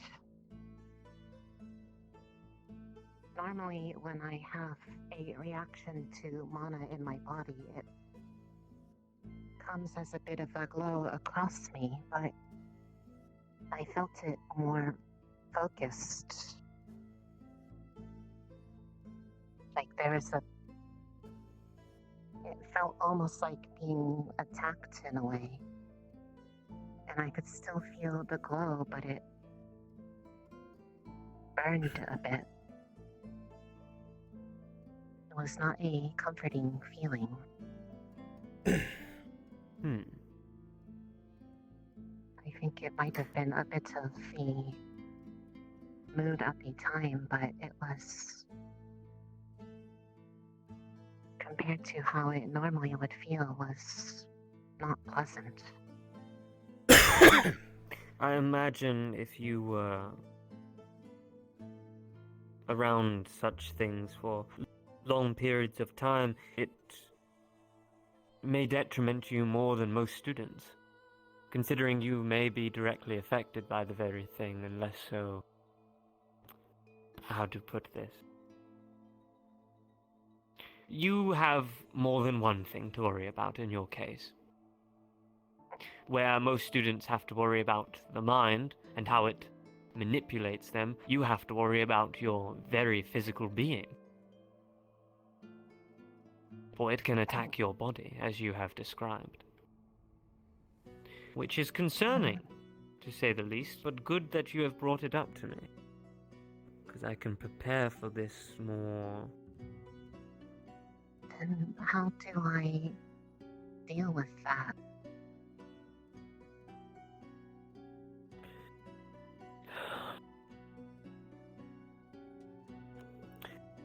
The best way to deal with such things is to continue my teachings. I will be teaching far more than just the Avertus spell, but things like the Avertus spell and many other charms and magics that can heal or help with control of the mind. I'm sure positive mana would negate negative mana that is being put into you, if it is. So we just need to find something that is strong enough to subside the negative.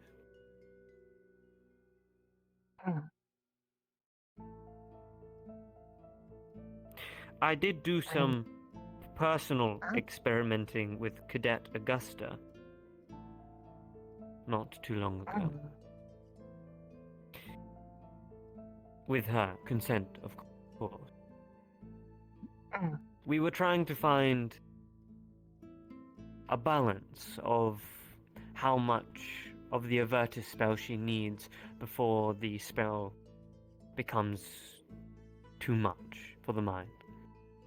Too much of the Avertus spell can cause one to be overjoyful, if you will. In a way, it is the best way I can explain it. There are other effects, but that would take a lot of time to go into. If you wish,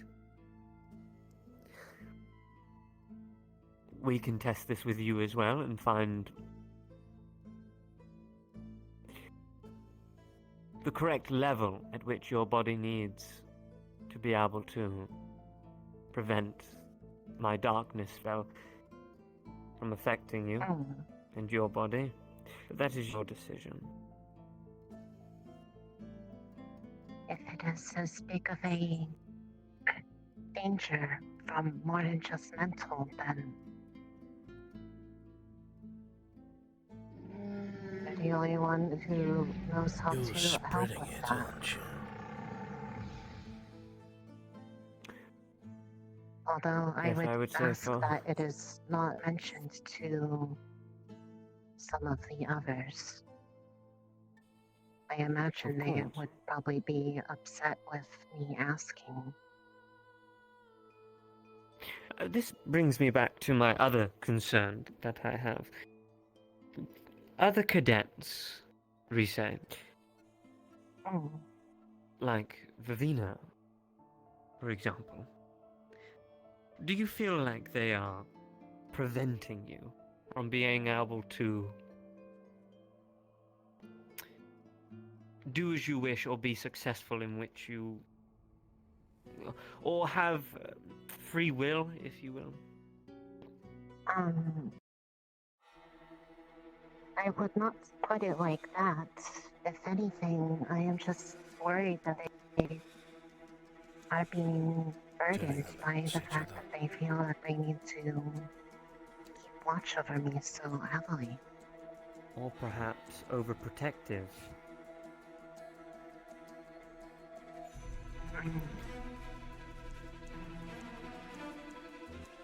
I do not know.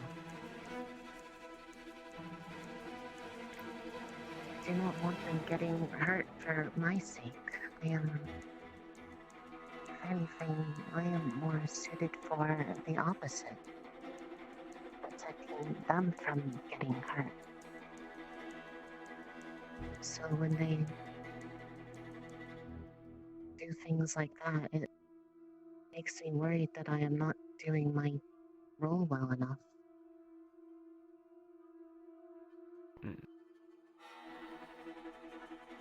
Well, from what I have seen thus far, you are doing perfectly fine.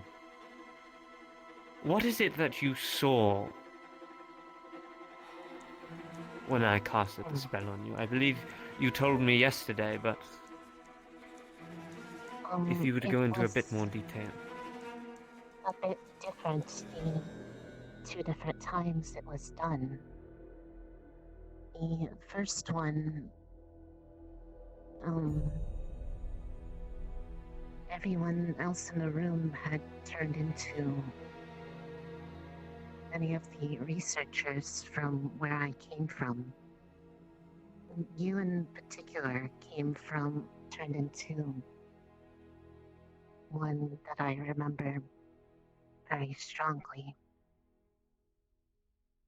They had a habit of going a bit far when it came to experiments. Would you say they controlled you? A bit. Mostly because if they did not like how I performed in a test or it did not meet their expectations, they would turn to more physical experimentation. Which is why I backed off so heavily. Their wands did not look like a wand at that time. And what was my wand?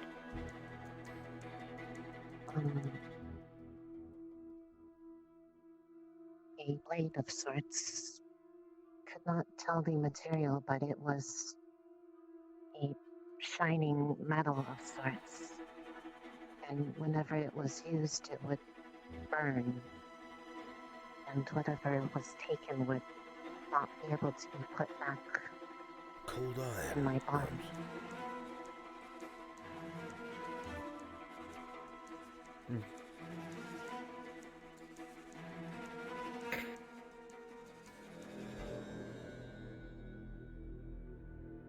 Very well. Thank you for the information.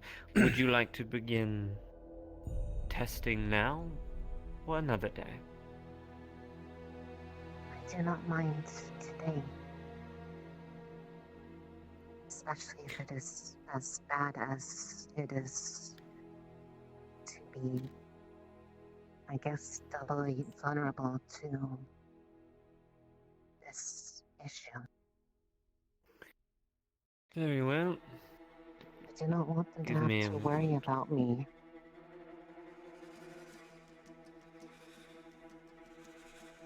Especially so they do not feel that they need to get themselves in trouble for my sake.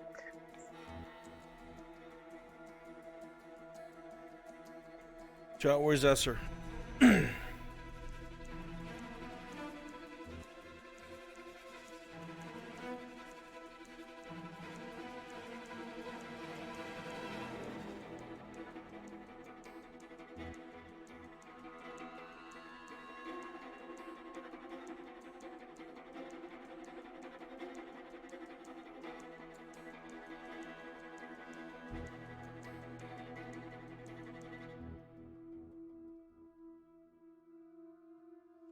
A good one. By the way, if you didn't know, it's Vivina's hatch day, apparently. Be sure to let her know. I will be sure to let her know when I am finished. Good. Thank you.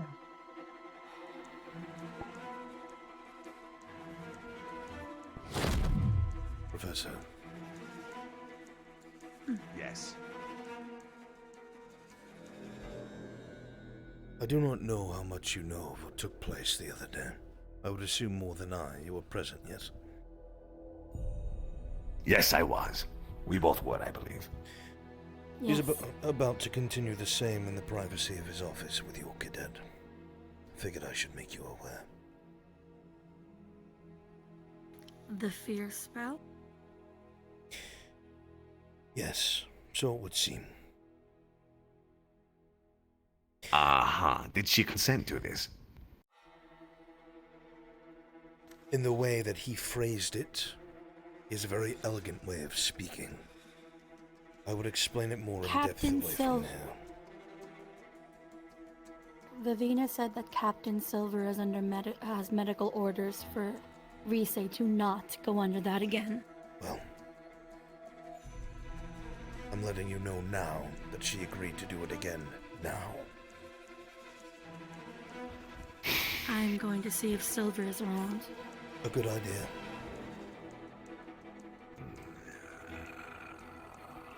Professor, before you enter, our enemy that we face comes in many different shapes and sizes. Does not like direct conflict, not while most of its power is locked away behind that gate. But the spells that this man has been performing, the way he has spoken, the way he just conveyed himself to this cadet, makes me suspect that he is either under the influence of our enemy and does not know, or he is a willing participant. The magic that he is using has been studied by the Madame. It has the same residues from his magic as the darkness itself. I do believe we have been infiltrated. I cannot offer definitive proof yet, but it is a heavy concern.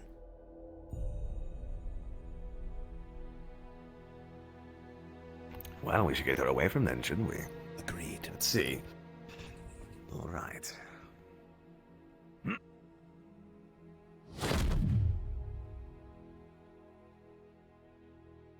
My own body tends to react to all of them in a way that makes them apparent. Bonjour. Professor. Would you mind checking in with the medical staff? Silver would like to have a chat with you. Of course. We need to make sure that you're still, okay after what happened.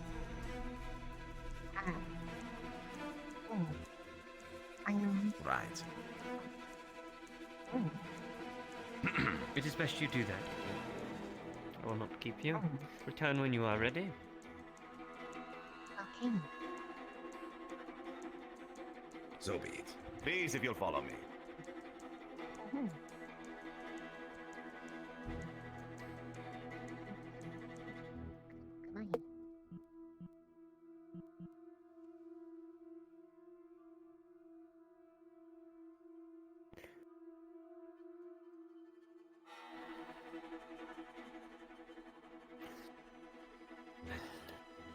So be it.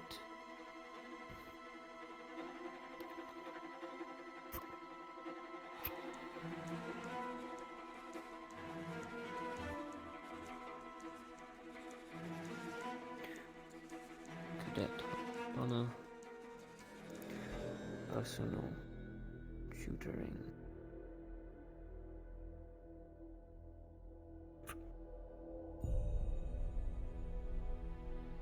Cadet. Say personal tutoring.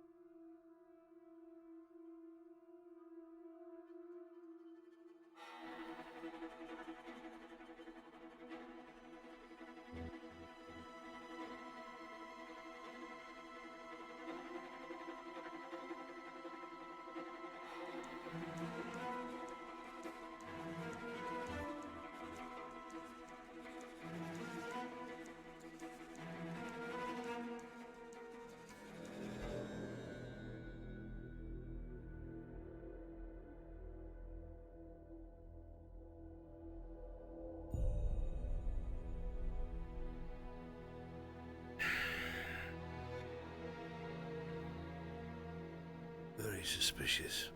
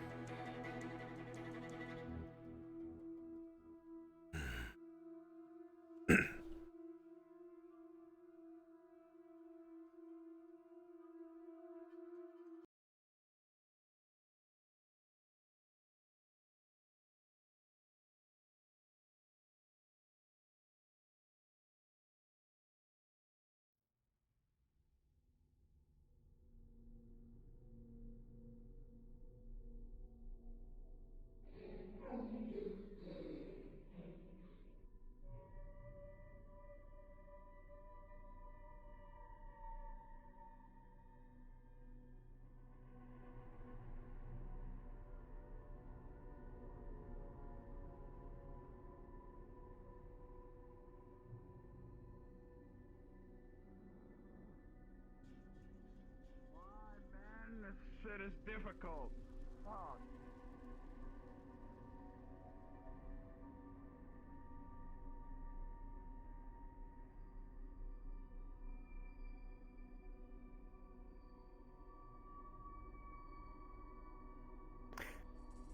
Cadet Alba, how are you? I am well, sir. Thank you. Good. Have you by chance seen Cadet Rise? I heard she came here to medical to be checked by Professor Silver. Oh no. Yes. However, Professor Silver is currently unavailable. She's being seen to now.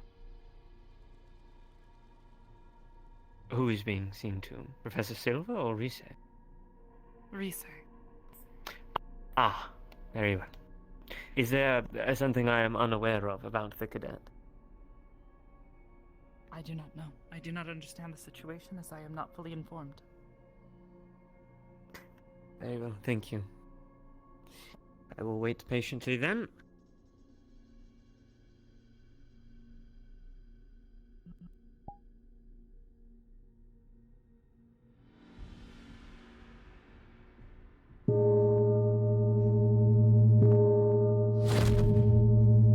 Cadet, where is Captain Silver? She is usually left by now, sir. And Cadet If Rise? she is still here on campus, I do not know.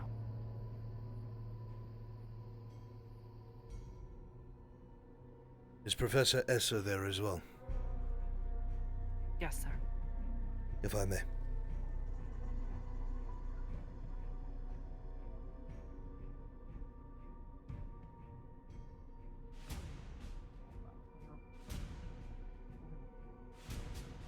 I understand. So, are you still experiencing flashbacks to that now? Are you okay, is what I'm asking. Do you still see things?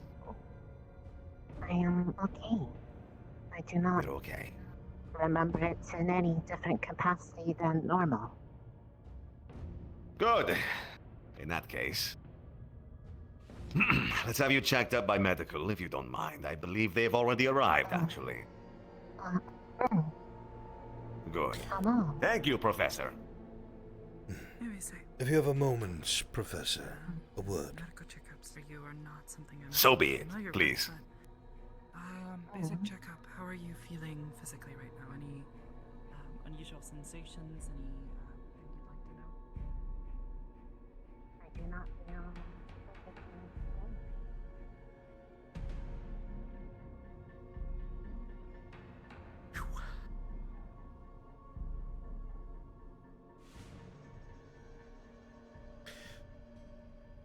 He was here just a moment ago, looking to retrieve the cadet. While you were within. The conversation that was had was worrisome. To a degree.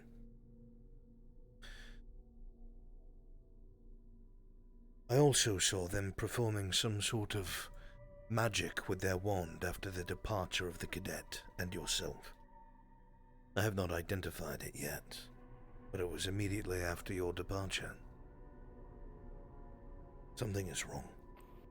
I do not know what yet. Aha.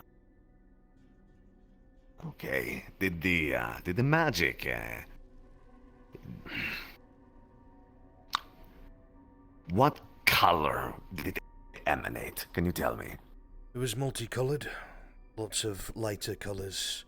Yellowish. There was some blue.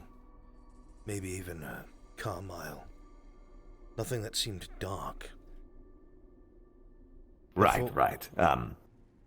But for one to pull their wand out immediately after a lack of company and for spells to be cast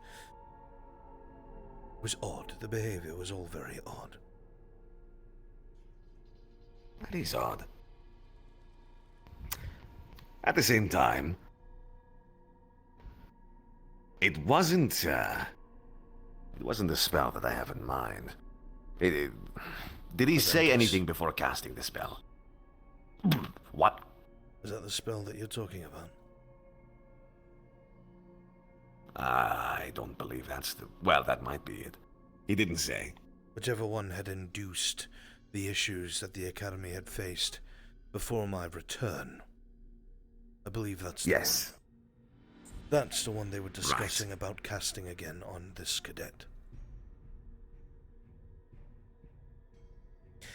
And apparently other cadets as well, privately.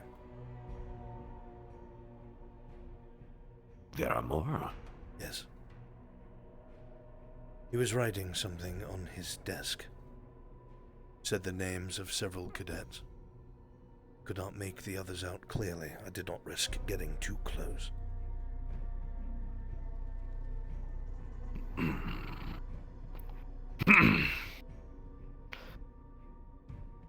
Was... You retrieved Arbor, no? Retrieved? What do you mean? She showed up right when you did. Are you the one who brought her here? No. Interesting. Well, in that case, no worries. So, Rise is under strict orders to never have that placed under her again, or over her again. She's been made aware of this now. I don't think she was told because of the trance that she was in. This is all very confusing. I understand. This is very confusing. She was not told, but she is aware now. So please be aware of that, in case you happen to witness... Absolutely, Professor. ...that spell being placed on her. Yes, thank you. As for the rest of the students, no one else has been exempted. It should not be used regardless. Why do you say that? I'm sure you understand, as a man of the art, at least combative arts, there is a massive difference between training someone to prepare for something and putting someone against a trained opponent and saying, survive. This spell almost killed a couple of the cadets. I don't know if you know that, even though you were present.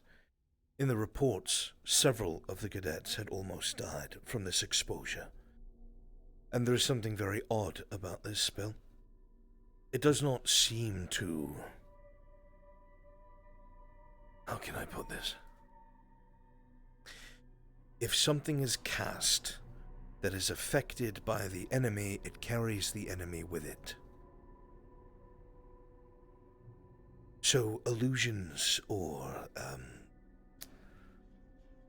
particular conjurations, it's something that can attach itself to magics and people alike. Which is why it is such a concern that the enemy could spread within our walls. I do not say this as a fearmonger. I do not say this to run around with one's head cut off. I know how the enemy works. A lot of the older professors do. This Finn is a concern. And I don't even think he knows it. I do not think it's intentional. One other note, something that our enemy does that I overheard him saying. He was sowing mistrust between your cadet and the others, asking them if they felt stifled by them, if the other cadets are hindering their training, acting like he was offering the only solution out. To personally train her.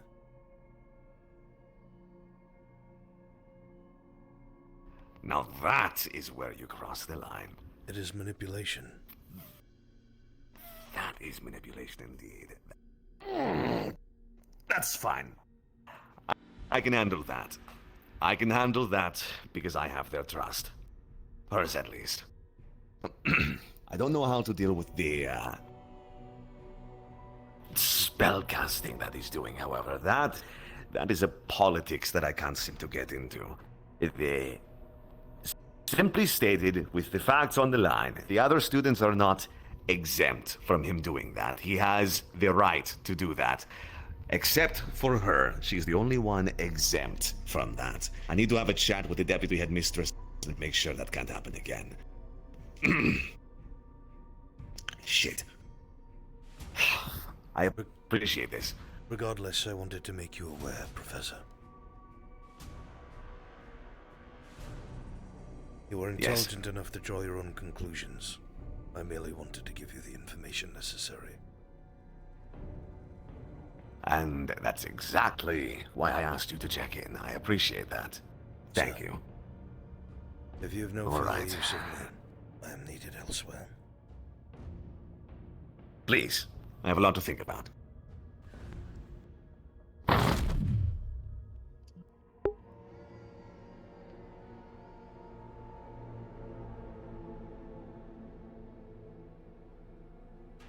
A hype train. Wah, wah, wah.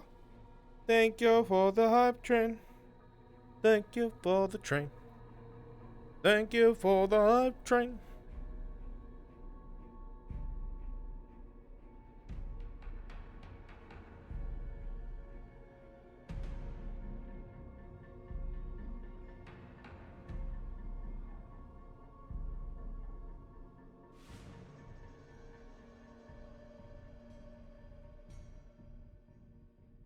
Finn, more like bitch. Professor Bitch. That's my name for him.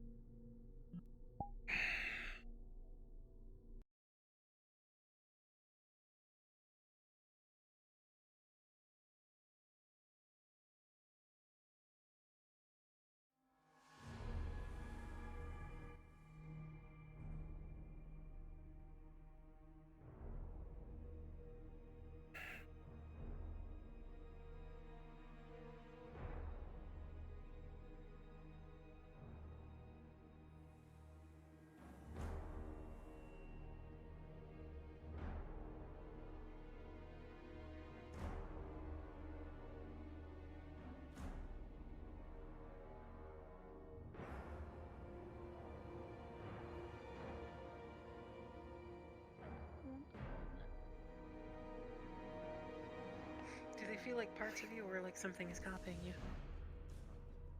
Well, I don't know. found our mark already. Mark? Mark? They decided to The come looking for commander you because was you ran quite out of the dining worried. hall in a He hurry. requested that we begin a search party. I'm just here.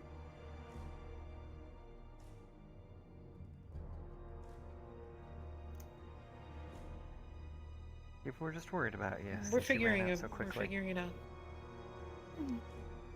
Thank you, sirs. Everything is under control. I'll inform the commander that she's bound. Yes, sir. Good. Well, Guardsman, Mr. Phoenix, it appears that our He was done. Well done, it's gone. Is Esme able to see them? Fine work.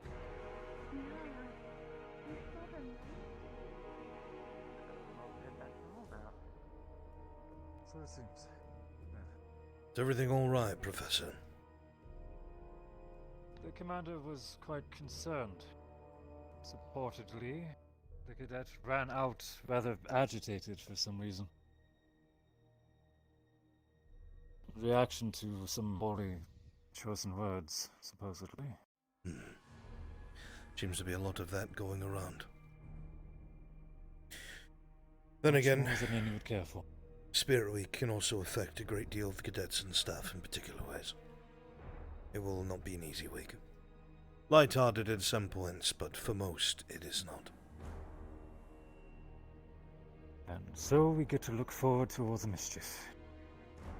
Wonderful. But regardless, as much as I have been hoping to speak with you actually, I can report back to the commander. I can accompany you if you wish. Gladly. Very well.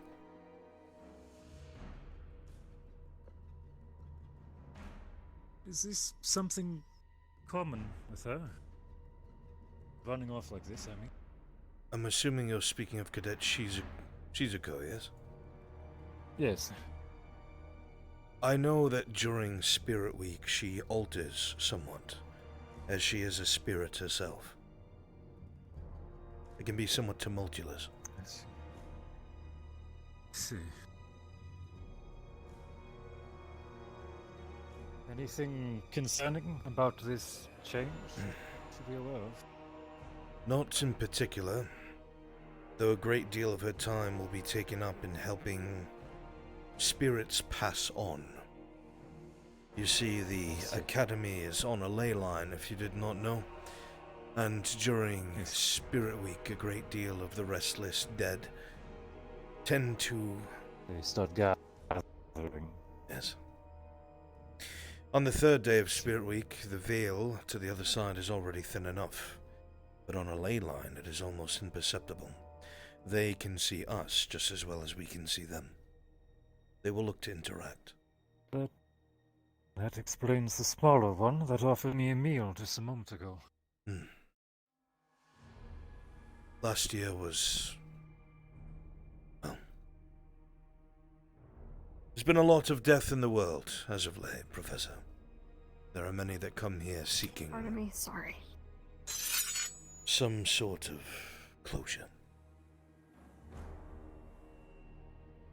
Something that too few get at times. But regardless, with hope the commander is still here.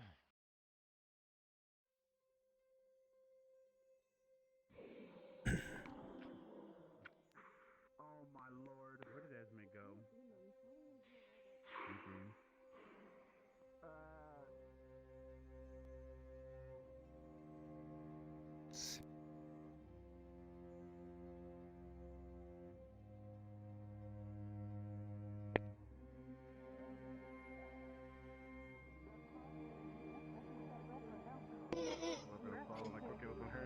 It appears he's moved on. What's in the war room? Victor's got a ghost girlfriend. Congratulations. Yeah. He would never get any otherwise. Well, I believe that's a matter of opinion. The war room, you said it? Perhaps. Sometimes he is there.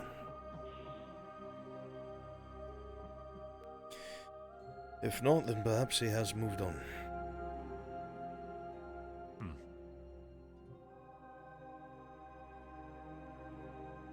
Guess not.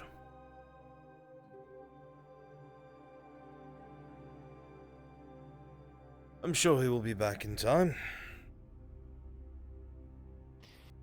Indeed. And I'll update the guardsmen as I see them searching. Know that their quarry hasn't already been found. I believe Professor Crescent was searching for you of a personal subject of hers, but I also have a few thoughts I wanted to exchange. You have the time this evening. I certainly do, Professor. My ears are yours. Well, I would prefer more private arrangements, unless someone walk in. If you wish, For we could go your to my office, office. Perhaps my own. I'm alright with Wonderful. yours. I've been in mine entirely too much. Well, it is a shared space, I will warn. Breathing. Sometimes, however, Okay. I Temperature? started to... Maybe This... a little warm, but something happened. breathing is normal or Clay haggard? just fell down. Normal. A little haggard. There's a spill. Ollie, could you help me? Lift her up. Take her to the medical Yes, I just in case. can. Get her off the floor. Come on, dear. Here, go ahead, take it. Is this the medical then? Take it. Have fun.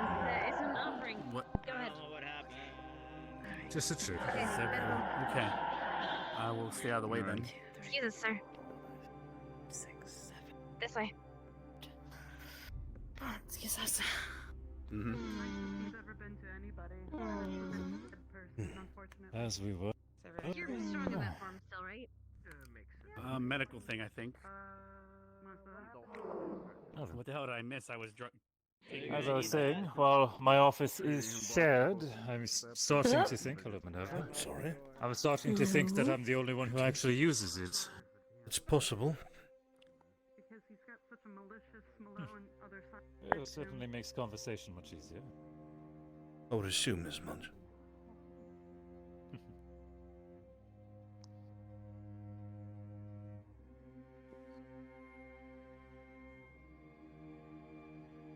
I have to...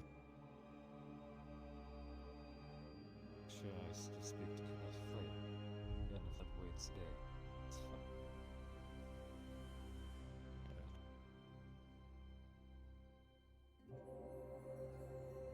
Here we are. Do with him. Very well.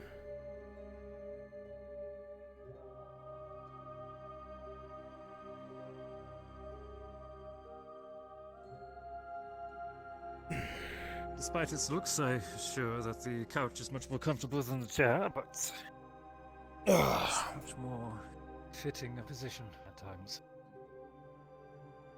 Pardon. Not mind an excuse to sit for a bit. Oh, we always welcome it. Not something we have much time for, but when it happens, it's nice. The rare circumstance. But regardless, I'm sure you're a busy man as well. I shouldn't keep you for over long. To a degree, I always have time for conversation, however, Professor. Glad to hear it.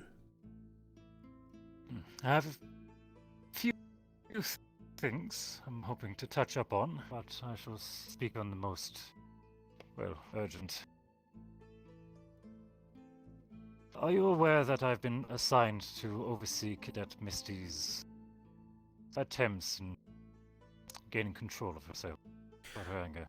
To a degree, I've read preliminary reports that have come across my desk, but any depth, no, I do not. I see. I've been investigating, of course, with Misty directly, and reaching out to our peers and many of the other cadets on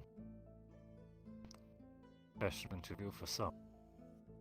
Those who've had circumstances involving her, the ones I found in incident reports in the past. From what I've been able to find, my understanding of her situation is she, of course, being demonic, feeds on the negative energy around her, but the amount is finite. There's a volume that she can actually contain, and it is in these circumstances of frustration that the pot is very eager to overboil. Some spills out, but from what I've been able to account, in every situation, once she starts burning away the oil, it has always been stopped. Very quickly, of course, out of concern, out of sake of control. I was speaking to Professor Crescent at length just earlier today. We have a theory, experiment that we would like to attempt, and we'd like to possibly ask for some of your assistance. If I can help with the growth of the cadets and assist my peers, of course. Wonderful. The situation that we're currently trying to arrange is containing the cadet within space, intentionally provoking a fury, and from there allowing her to, well, burn into exhaustion, until this fuel, this energy she's gathered is finally dispelled and the form subsides naturally. In practice, it sounds almost simple. Just put her into a room and let her run amok. But it is also a matter of ensuring the interest is kept, that the fire keeps burning. If she doesn't have targets, if she doesn't have prey or rivals, this is a problem. I see. And from there, it is a matter of finding an individual or a target that can weather the storm for an extended period. Professor Crescent suggested perhaps some of your illusions. That could most certainly be ideal, especially targets that would enrage her the most, I would assume. Anything that you believe will do the trick, honestly.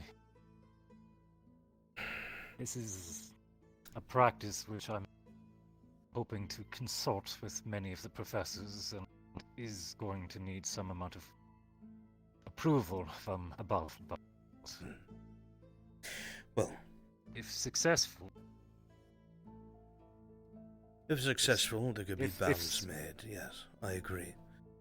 Precisely.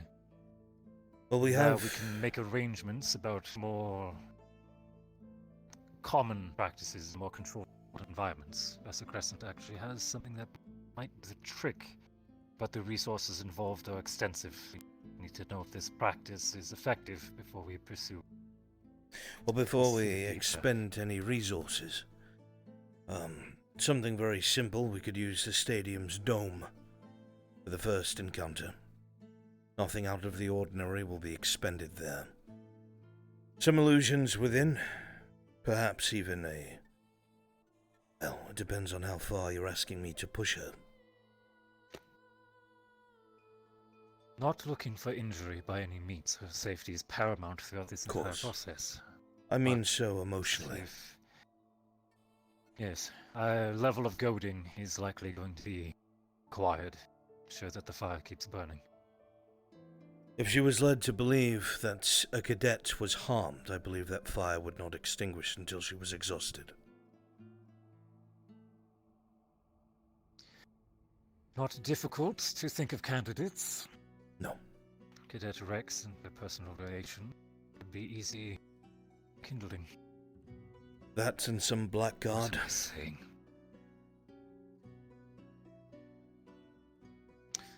Boss. Obviously, the thoughts, Professor, are undesirable. But the things that we do and are discussing are in the sake of bettering these cadets when they do not have mentors or teachers. Yes, the conversation cycles around what would best weaken the cadet in order to make progress. There is no shame in it because you do not wish them harm, you wish them growth. What? For personality overall, she seems to respond well to any sort of, well, sense of rivalry. Admittingly, it appears that spurning of her into arguments is the most effective way to gain her interest in things. Otherwise, work, assigning things, promoting self-care, all seem disinterested, clearly. So, Test been of looking strength, for perhaps. mundane tactics. Indeed. Mentally, she's fine. The cause of the problem might just simply be nature. Well, hellhounds are very quick to anger, unless there is one nearby that they trust enough to, for lack of a better term, obey. I should use the word regard rather than obey. In this case, No many... need to provoke if your superior doesn't see the need to. Well, not only that, but many times I've watched some of my peers calm the cadet and have failed. But Cadet Rex has always managed to do so because they have the strongest connection with this hellhound cadet. But he cannot always be there, again, for lack of a better term, to hold the reins. She has to be able to distinguish friend from foe and know when to stop herself. But The deputy has been very clear in that the cadet needs to have full control, or at least a way to ensure that outbursts never happen again. We need to have this insurance by the next deployment for active Fs. I did not know we had a time frame. Well, then I would suggest... If we cannot ensure the safety of herself and those around her, she's going to be pulled from active duty, placed into general. If that is the case, then I suggest goading her as far as we can to get the reaction that we need to study her behavior and the way that she draws herself down. In doing so, as much as it is painful to do so, it could be simulated that Cadet Rex was injured by Blackguard. And what happens from there happens from them. I'm no fan of these tactics, but they must be done. Especially if we're going to help a cadet regain control over themselves. And I do not enjoy the scenario either. My own daughter was killed by Blackguard, so I understand. But if that is what we must do to prevent such a thing, then so be it. I am not a fan of such tactics myself either, but to kindle the lights, yes, I can fit this in my oaths just fine, so long as it remains with the proper intention. My only intentions are to make sure that my cadets can survive on their own when they no longer have us to lean against.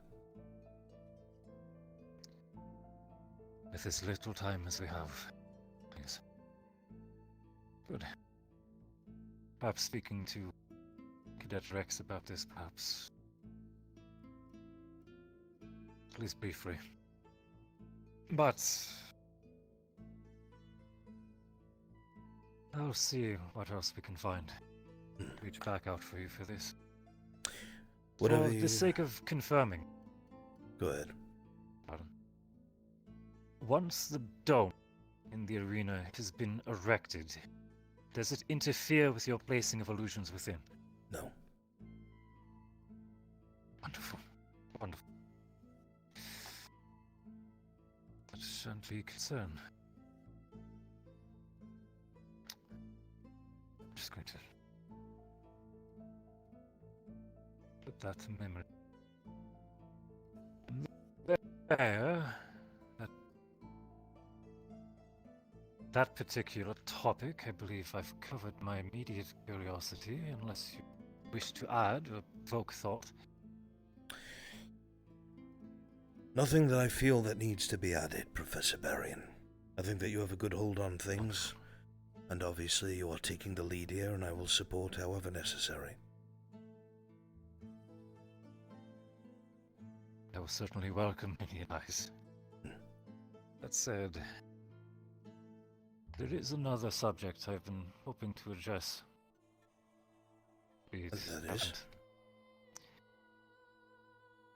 been actually rather concerned for you. I haven't seen you, at least been able to speak with you since the operation in Kari. Last I saw, you were a man focused on his work and quite wounded. Glad to see you're well. I am all right. I have had tasks I've needed to complete on behalf of the Academy, and I have returned. Things are back to normal. I'm certainly glad. I was quite surprised. Happened in our town, but they, after speaking with some of the folk, seemed to be eager for recovery. I actually promised I'd be writing letters towards one of them. Should likely do that sometime tonight. I digress. What I wanted to ask you, Albrecht, was your dedication, I suppose. You were completely calm, composed, for almost the entirety of the operation, but the moment that mist set in, I have to say I hardly recognized you for a moment.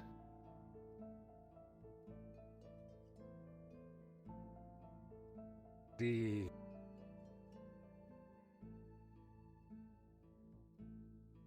were a man on the hunt. I had to put it with some sort of word. Is this normal regarding combat operations? The enemy that we had faced was a direct extension of our overarching enemy that this academy keeps imprisoned. They were targeting our cadets while the professors were busy. Tried to kill them. The other professors were holding sections on the walls as their gates were being breached, and I was able to see through this creature's invisibility. So naturally I pursued. Zay? Yes. The corpse that it inhabits. Zane.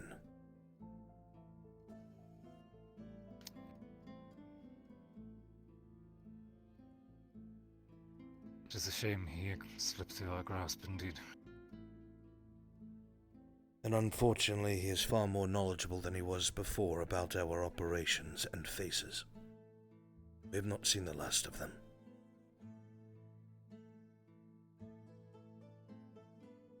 I heard that he was targeting particular cadets as well. He was.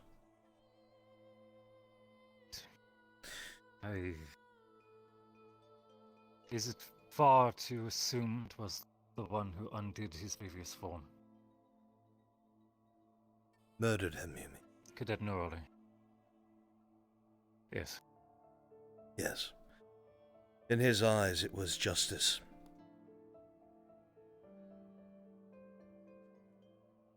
Perspective can change many things. Of course it can. The one thing that I know, understand, and respect, however, is that we at the Academy do everything we can to leave lethal force as a last resort. The biggest mistake was allowing our cadets to operate freely in Kari Town and take orders from a council. That should never have happened. To my understanding, the cadets were acting of their own volition outside of the Academy. At least that is the statement that I've been told. To a degree, yes, but Cadet Linnick is on the town council. I see.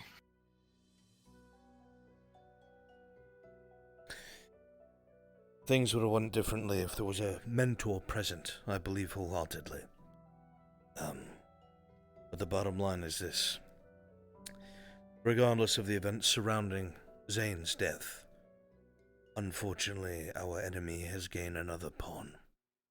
So,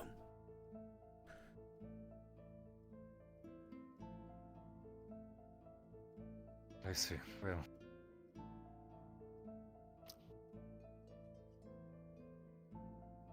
Sure, the time will come when we find him again. A question out of my own curiosity, Professor Berrien. Of course. Do you believe the darkness can be used as a tool or a weapon?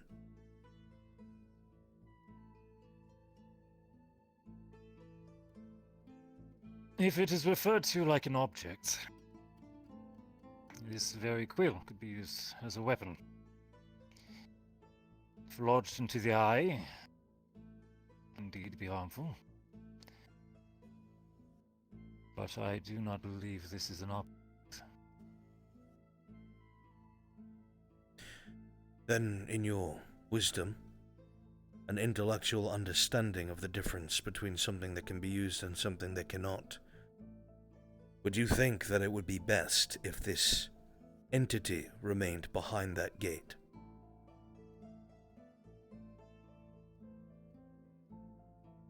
Completely. And should it somehow exit,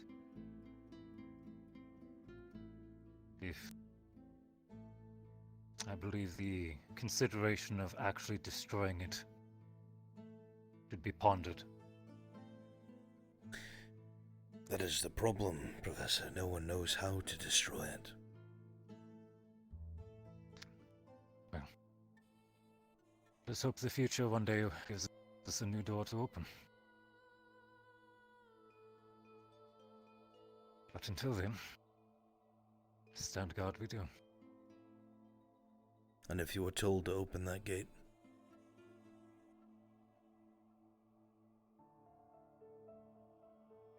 I do not see any reason that I would. Nor do I. But again, remember that the darkness emerged into the world because people thought they could use it as a tool or a weapon.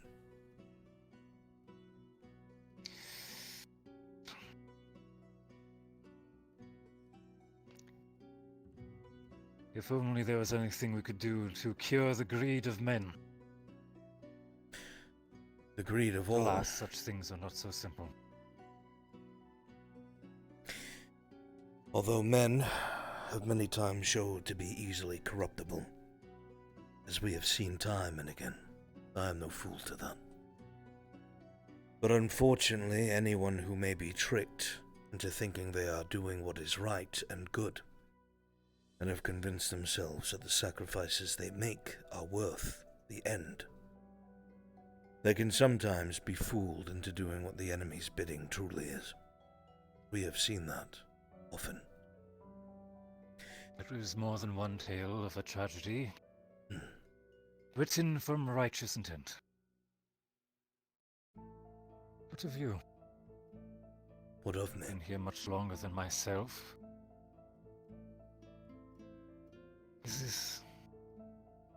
How many times have you encountered it directly?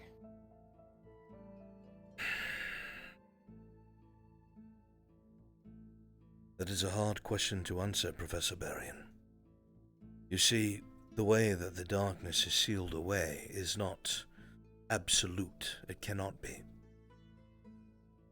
It is endless. It just is something that can be described as is. It has no beginning, no end. You cannot contain something like that. It finds its way into the world, creates the chaos that we see in the darkest corners of our world, pulls at people's heartstrings and such. We have seen it as an academy all over the world. What of its minions, then?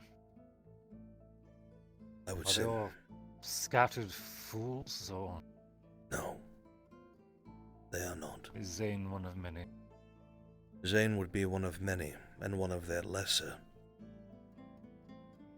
The Academy has encountered the soldiers and creatures of the darkness many times. More than once, it took the professors working together to keep us off of our back foot against these enemies.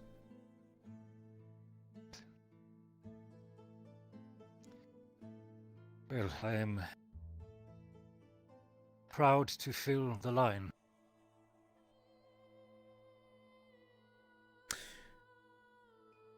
We need Wherever every it will lead us.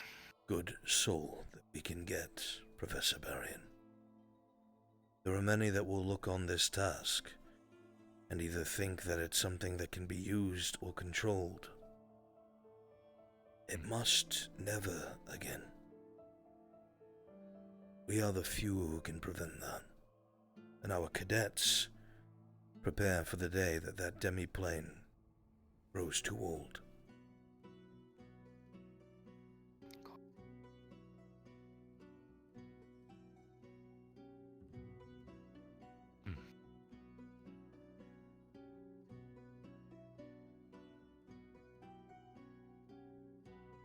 Is the forces Zainhad? The rat with these giants is consistent.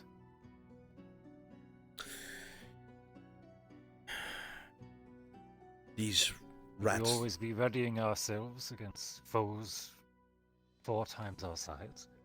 That is the problem, Professor. The enemy is slow to build up while it is behind the gate. But it will not need to build armies if it can subvert those who already have them. You see, it is very careful about who it comes into contact with, who it makes promises to and deals with, who it subverts. Entertain me for a moment. A moment of insanity. Ascension Academy is the last bastion, and the first when it comes to the darkness.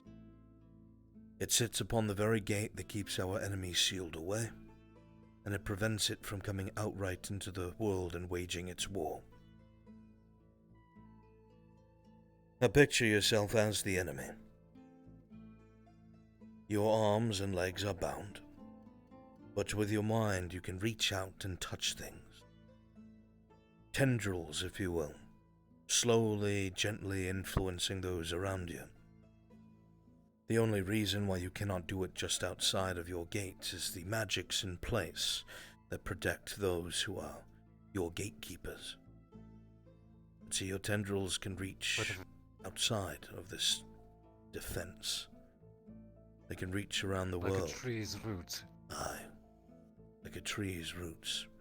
You have no idea how ironic that statement is.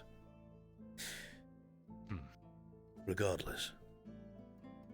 Now imagine you know of the CAF. Imagine you are aware that they had a hand in your destruction and imprisonment.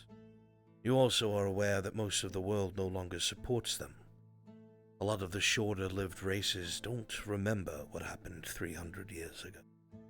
And a lot of the longer-lived races are either closed in and have not spoken to the outside world, or merely do not speak of it. Distrust and misinformation runs rampant. And then there are those who have to face the tough decisions of governing the world around them that is chaotic because of your influence. And you show them ways to reel that chaos in. You help them find, without telling them what you are, artifacts that help you control the chaos around you. No one would question a grand answer if it came to them in a dream. Or while doing your duty.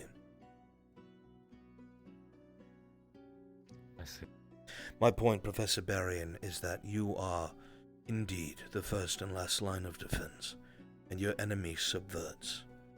You must keep your eyes open. It likes to sow distrust between allies. But allies who are truly close and trust each other will be able to spot when something is off. I feel I have, especially of late, found myself in the middle of a grand game. Problem, however, is I do not know the size of the bore. I cannot tell if it is checkered or open. I do not know if we hold cards or move pieces. And most troublingly, I do not know the faces of the players. That will always be So that's changing. Definitely. Did.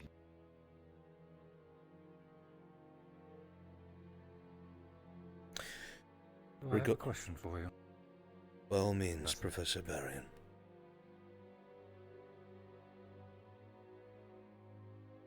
The strategy of influencing leaders with existing powers, influencing chaos in the world, ensuring that turmoil remains.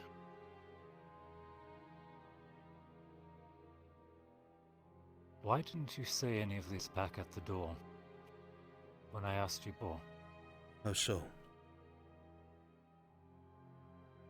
When we were in the room, I asked if the presence, darkness, autumn, whichever name we decide to give the damned thing in the end.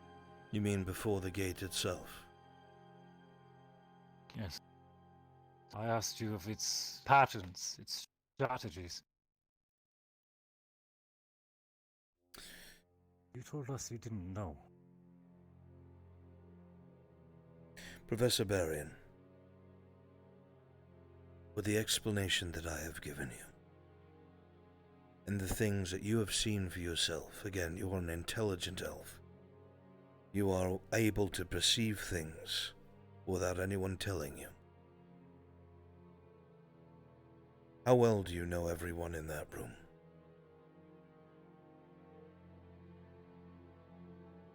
Well, let's see. Carver, I've only had 2 brief conversations or rather debates with. Both circumstances, I believe he was drunk. Great impression. Yourself, this is the first time... What? Yourself, this is the first time we've actually sat down. So I believe our exchanges and relaying of information isn't quite personal. Bonding. Essor, I've had brief words with, mostly about how the students revere him as teaching. Brink, well, he's a strange man, but he seems to be a good one.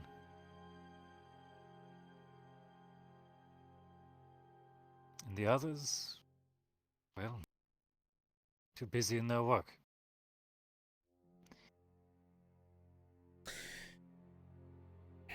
There's one in particular who I find myself rather concerned with, especially as of late. But that is its own beast. My point is, you do not know any of them. You know what they show you, yes.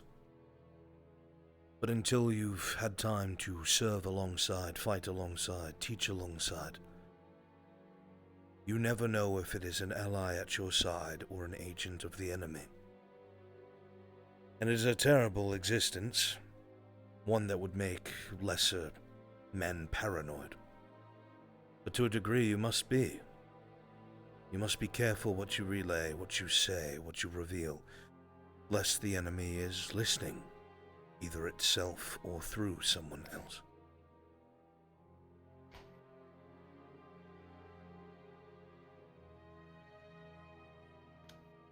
This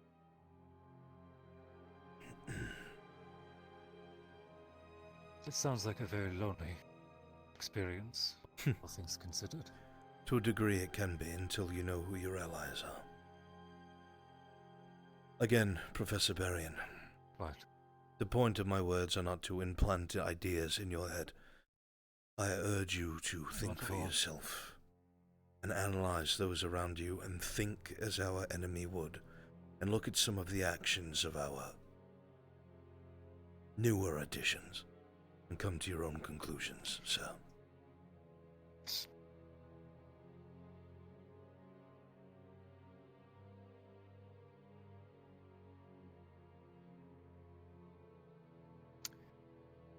Very well. Then. Thank you, police. Regardless of what one may think of me, regardless of what you may have heard or not, all I care about is that gate stays sealed. Well, what I've heard is that you are a fine professor. Many of the students look up to you. I shall admit, I have been attempting to observe some of your practice and speaking with them for my own benefit.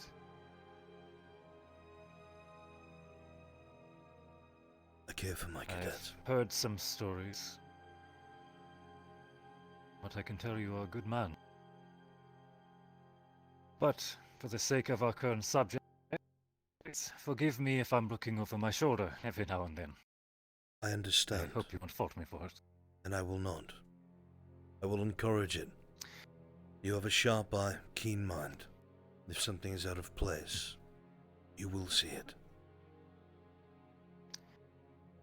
And for the sake of respect, rather than you having to peer through a veil of some sort,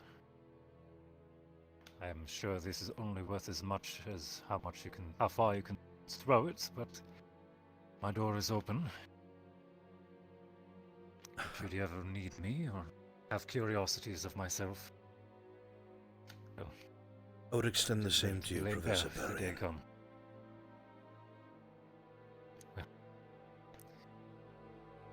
there are many things I find curious of you, Professor, but I'm afraid none fall properly into words at the time. Pray forgive me. Well, we will have plenty of time in the days to come, I'm sure, should you be able to put it into words that satisfy you. I look forward to it, but alas, I've kept much of your time already.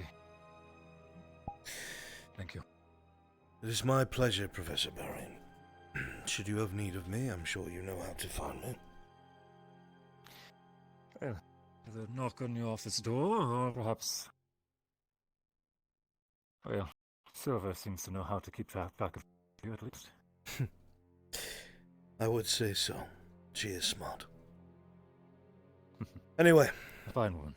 There are a few things I must see to, especially with the full moon. Yes, and I to this evening's rounds. I'm sure there's fewer troublemakers than we need. Enjoy. You as well, Professor Barry. Always a pleasure.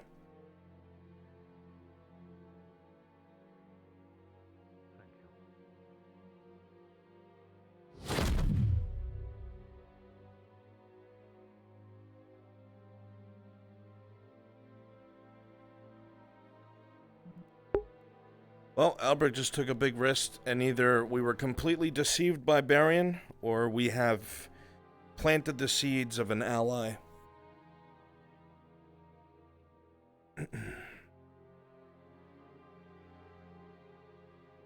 Though I do not think Barian is being deceptive. He may be here for a different purpose, but I think he acknowledges that the darkness is the enemy.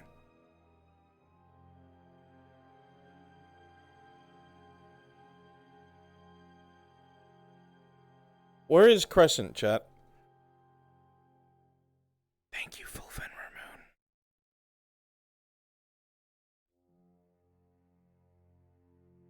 Moon. She's gone? Okay. Where is Zachary? I know he's going full moody fucking werewolf.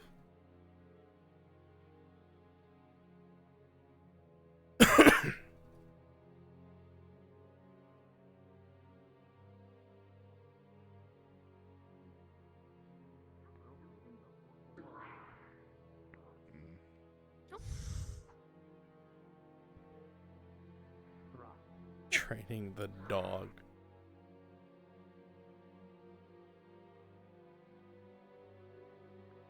Speaking of phenomenal, I didn't see Lennox.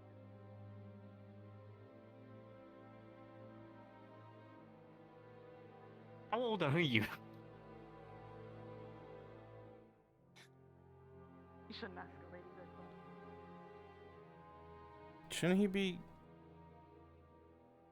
moody, fucking whatever the fuck?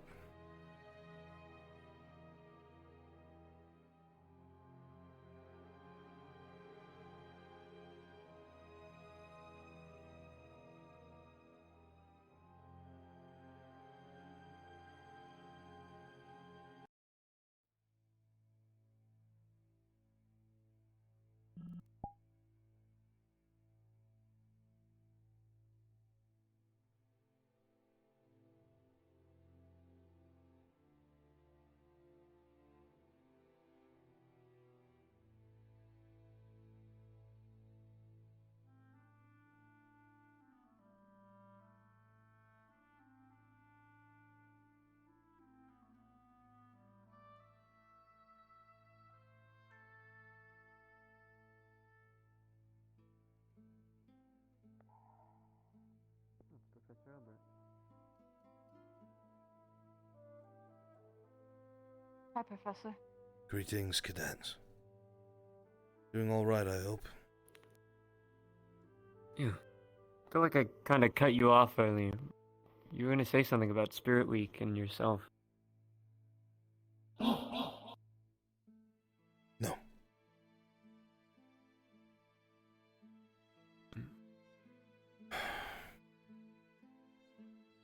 No. I don't remember what I was going to say.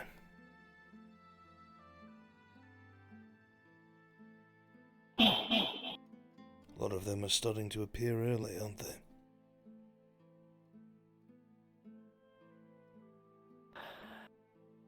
Yeah.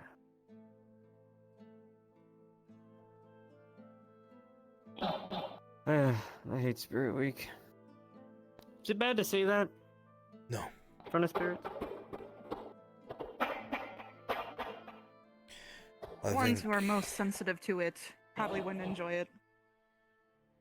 I think they are just eager to have interactions they have not in a long time. Fist bump.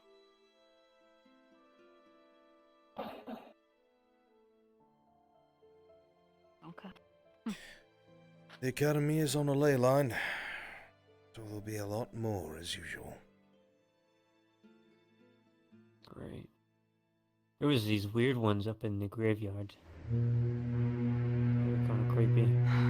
Lanky, Yeah, like they were- skeletons. Yeah, or scarecrows or something. I don't know. I didn't see anything like that, mostly the small ones. I was sitting up there in a particular spot and some of them came up.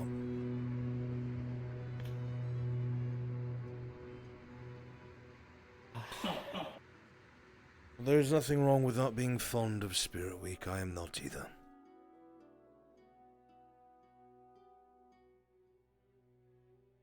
Every time you say it, my curiosity grows, Professor.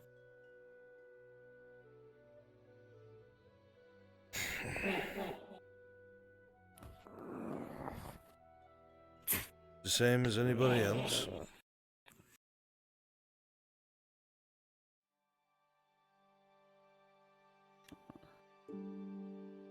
Don't you have your own reasons for why you do not enjoy it?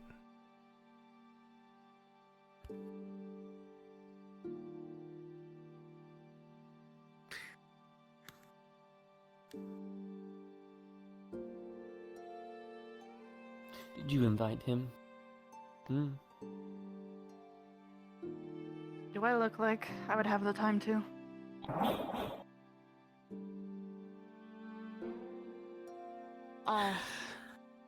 We won't pick and pry, but I don't know.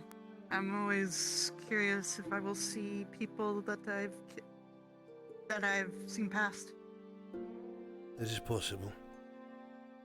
Whether there are those that you I'd rather loved or were close to you, or you had a hand in their death, they might seek you Do out. you see yours, Professor? Your family? Your daughter and your wife?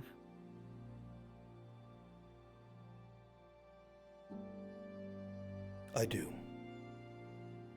Every year.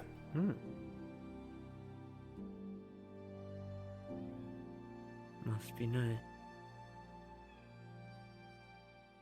I would not call it nice.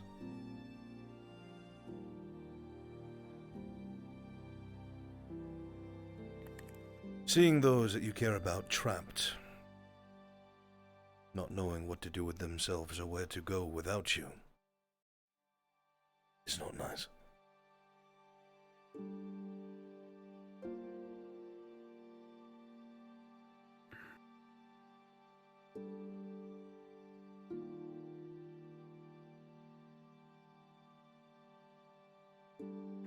Sorry, don't listen to him.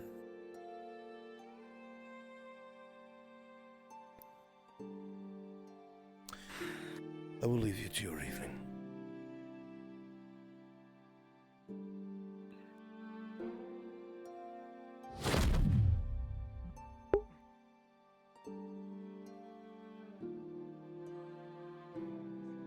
Invite him. Do I look like I got up in the millisecond to go get him to annoy you? I'm not Speedy. But I'll take it as a compliment that you think I can do shit like that in a millisecond.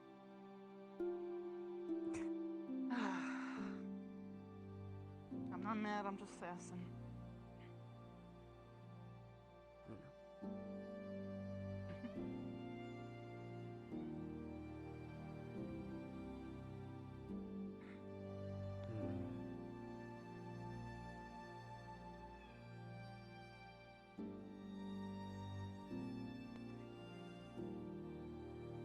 What's on your mind?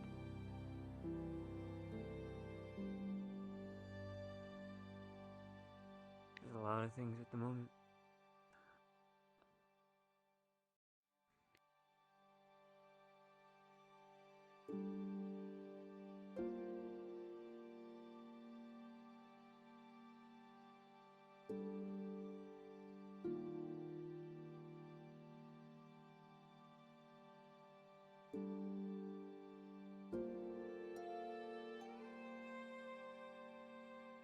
Chat, where's Leanda? Talk to her before I retire.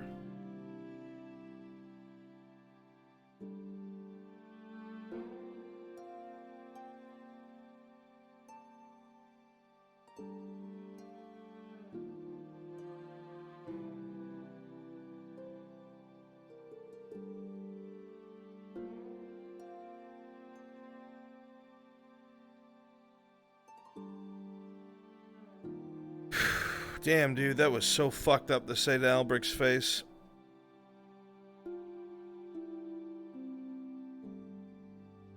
So many things went through his head as soon as he said that. I don't think anyone's ever seen Albrecht be quiet for so long after his statement.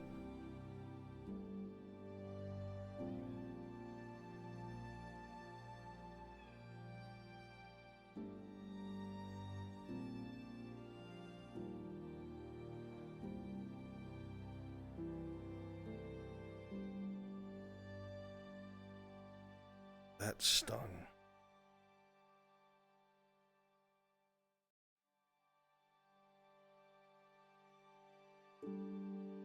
Albrecht removed himself so he wouldn't have another pelt on his wall.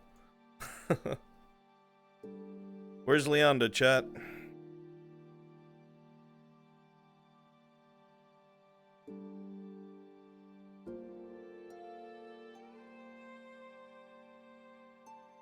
Hey.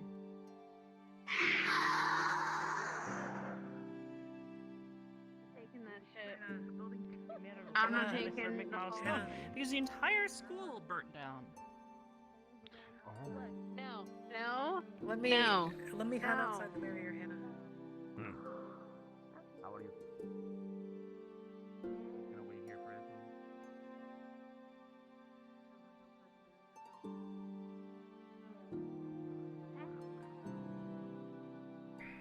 Okay.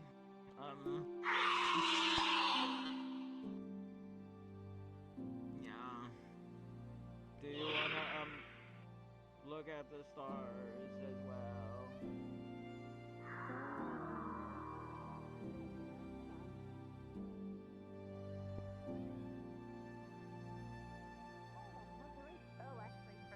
there too. Never mind. Have fun. Yeah. We'll go this way. Morning, Professor. Or evening, jeez. Good evening, Cadet. I feel that. Definitely feel that.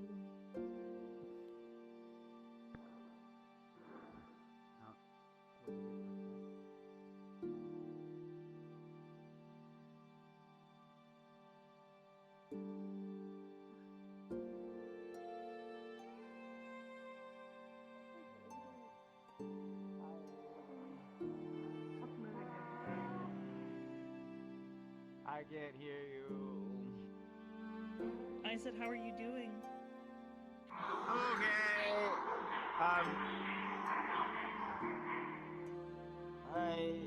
This one's Cyclops, and that one's bluish, and then the other one that looks like that is reddish. Cadet Arbor. Nice. Yes, sir. Have you seen Cadet Leander? I'm sorry, sir. Could you repeat yourself? Have you seen Cadet Leander? At ease. I have not seen him in some time.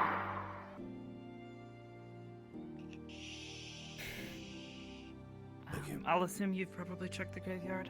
That was one of the last places I heard she was. Check again. That was a while ago. Thank you. Okay, sir.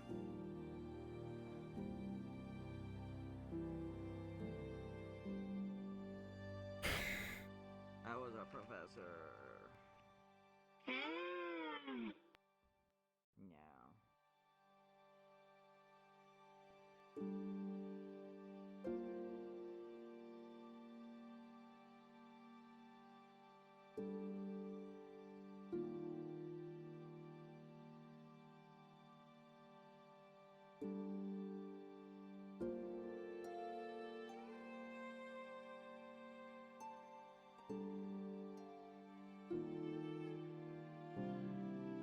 Greetings once more, little one. Hello. Come looking for someone. Girl with white hair. Have you seen her?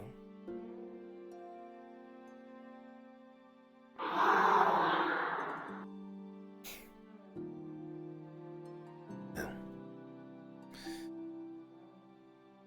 Sure she's around somewhere.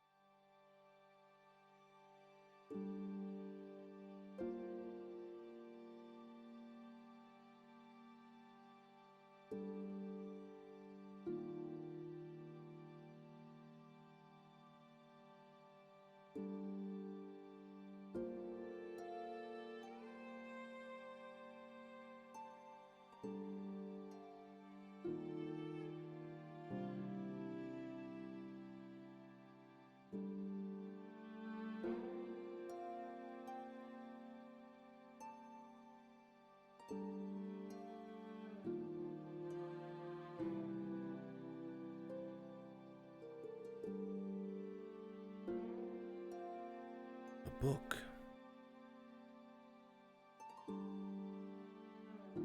What's that doing here?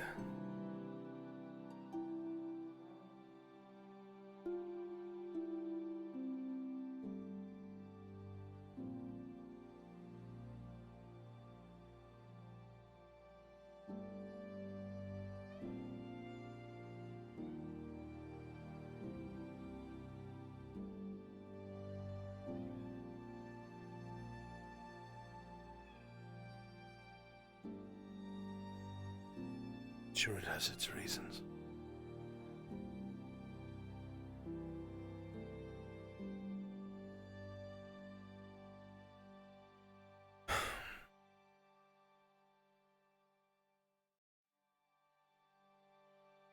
Seems like many came to pay their respects today.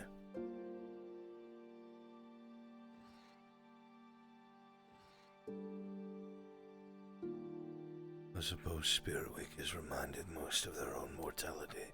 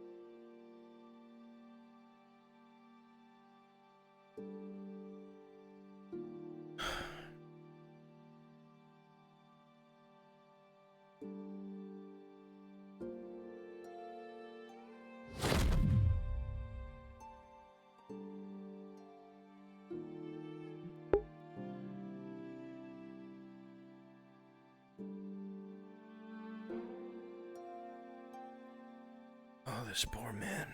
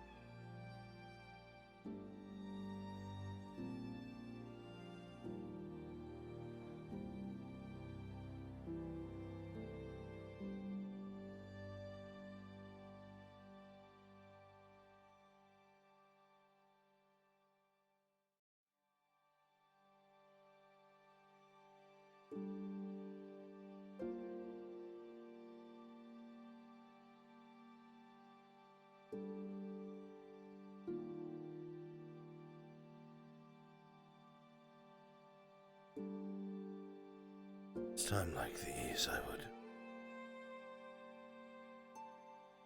usually meditate. I have not for a long time, and I probably never will.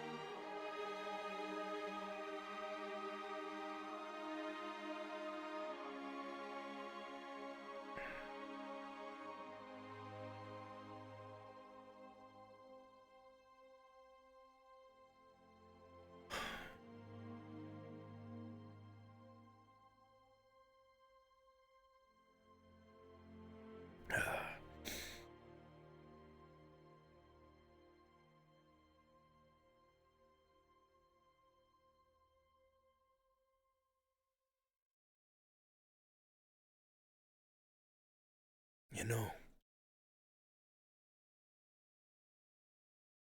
I know you've kept your word.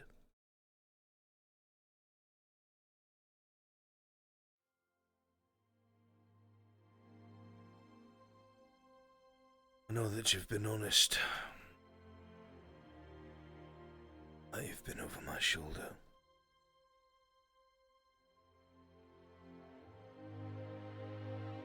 I know I will see you in the next few days.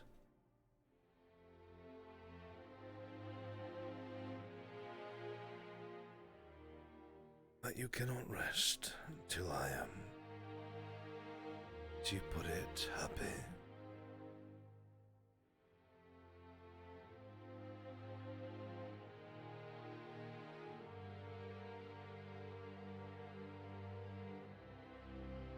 I wish you would just rest.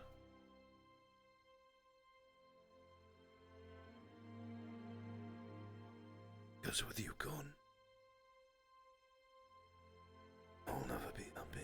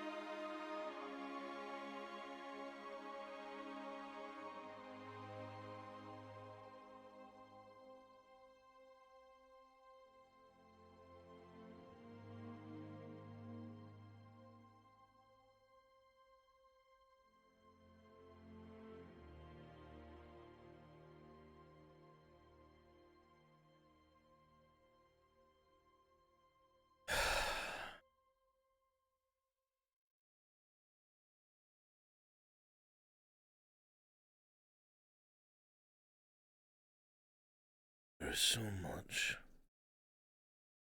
My shoulders now.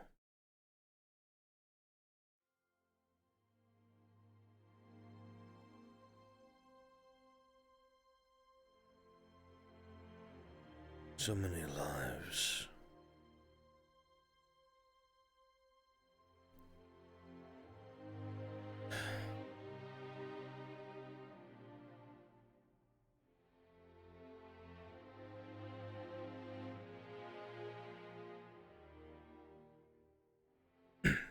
I am selfish.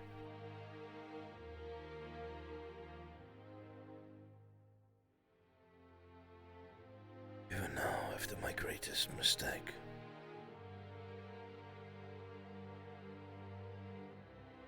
Would do anything to have you back.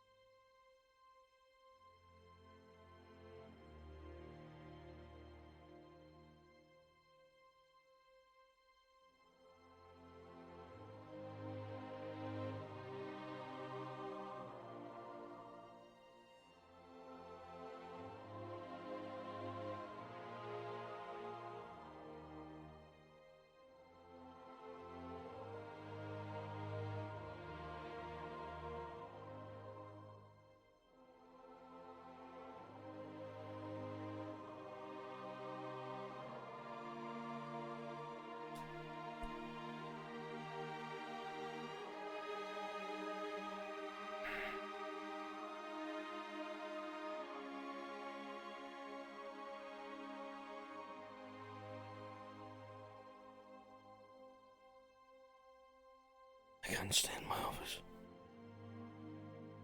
I know you're over my shoulder.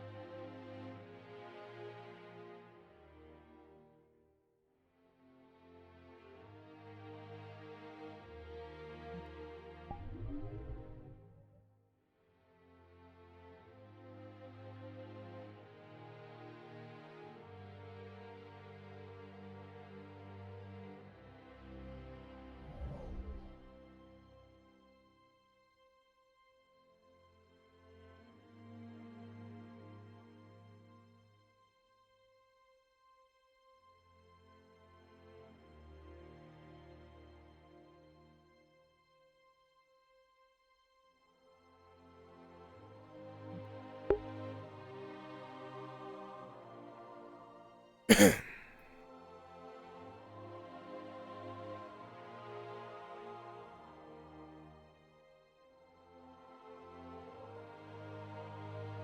okay?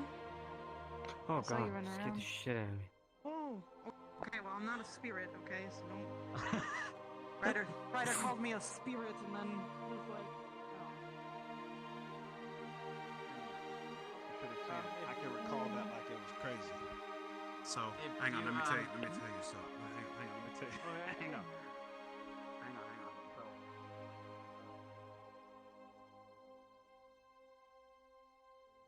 That was funny. fair enough. Did you have fun? Things that you did not see.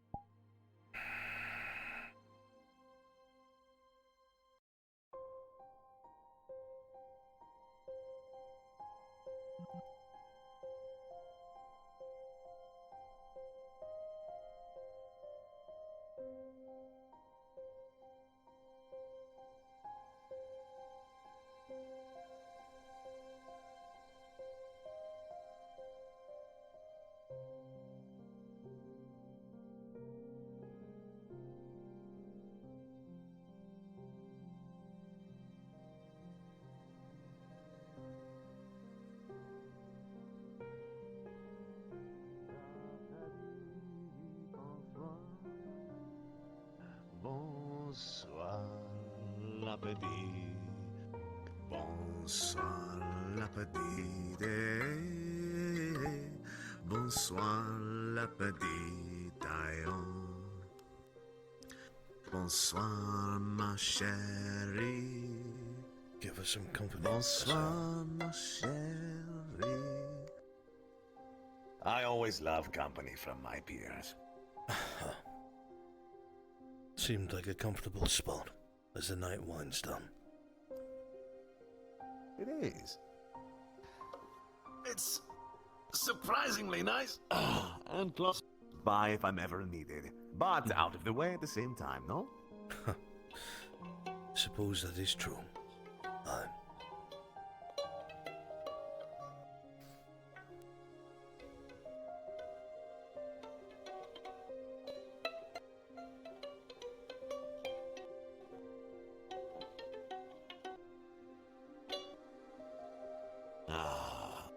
We might have another guest.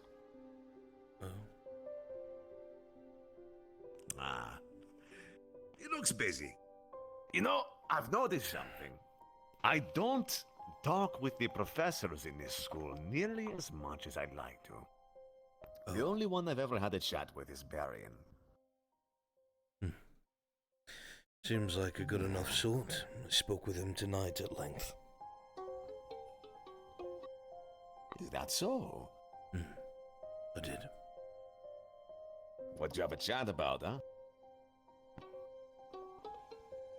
Things regarding cadets training, but when that was over, I suppose perspectives as individuals.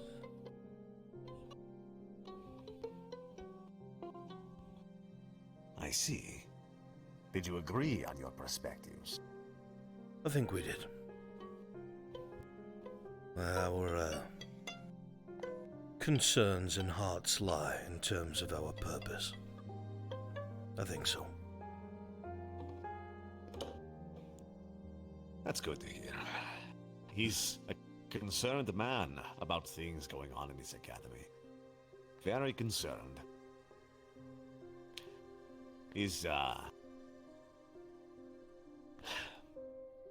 How do you feel about Finn so far, other than what you've already told me? Just his character, what do you think about him? I will answer that another time. We have company. Apparently we do. And apparently we don't.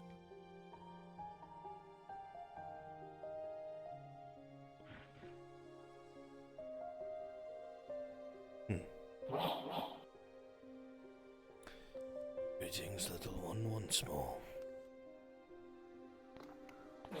Bonsoir. How are you? Oh, why's that?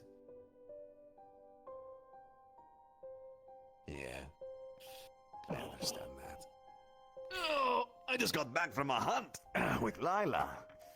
Apparently she hasn't been able to hunt very often. You ever go hunting with the Lycan students? Never for anything mundane. Either for our enemy or for other things. I am not usually given the pleasure. That's a shame. It's fun. And they seem to like you. Zach does, in particular, right? You train with him. I have a bit of a soft spot for the Lycans, yes. Is there any reason why?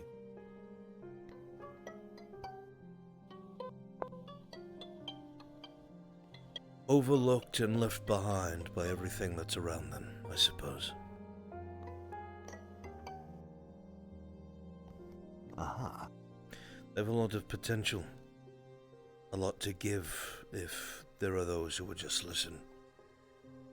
Whether it be loyalty, or the willingness to do what's right, the morality that most lack. A wanting to better themselves and learn. Yes. Bit of a soft spot. I see. I understand that. My soft spot comes, my soft spot comes into play with those who are quiet. The quiet folks around us. They, I understand very well. Like Victor. The soft spot for that one. Even if he may not trust me. I have a soft spot for him. He needs someone to look over him. Yeah. So I've heard. So I've heard. Silver seems to be concerned about Ignis. More than anyone so far. She's very concerned about them. Wants me to be their friend. To watch over them, but stay out of their way, you know? As professors tend to do. But I would say that you're well equipped for the job, Instructor. I think I'm doing a good job. Did you have much experience with, I forget his name. Vaughn? I did. Why do you ask? Well, the same reason I bring up the stay out of their way bit. Apparently, he didn't stay out of their way. He didn't teach them, he just hit them and moved on or something like that. I never get the full picture, you see. Yes, unfortunately the Academy is neck-deep in half-truths. As for Professor von Dannen, he was our potions master. He was a rare talent, very good at his work. Oftentimes he would even risk himself to get very rare ingredients should a cadet find themselves to be on the brink of death or the doorstep of something nigh on incurable. The professor would go wherever he had to in order to retrieve what was necessary to either cure or aid their ailment. He did not excel at conversation. He did not,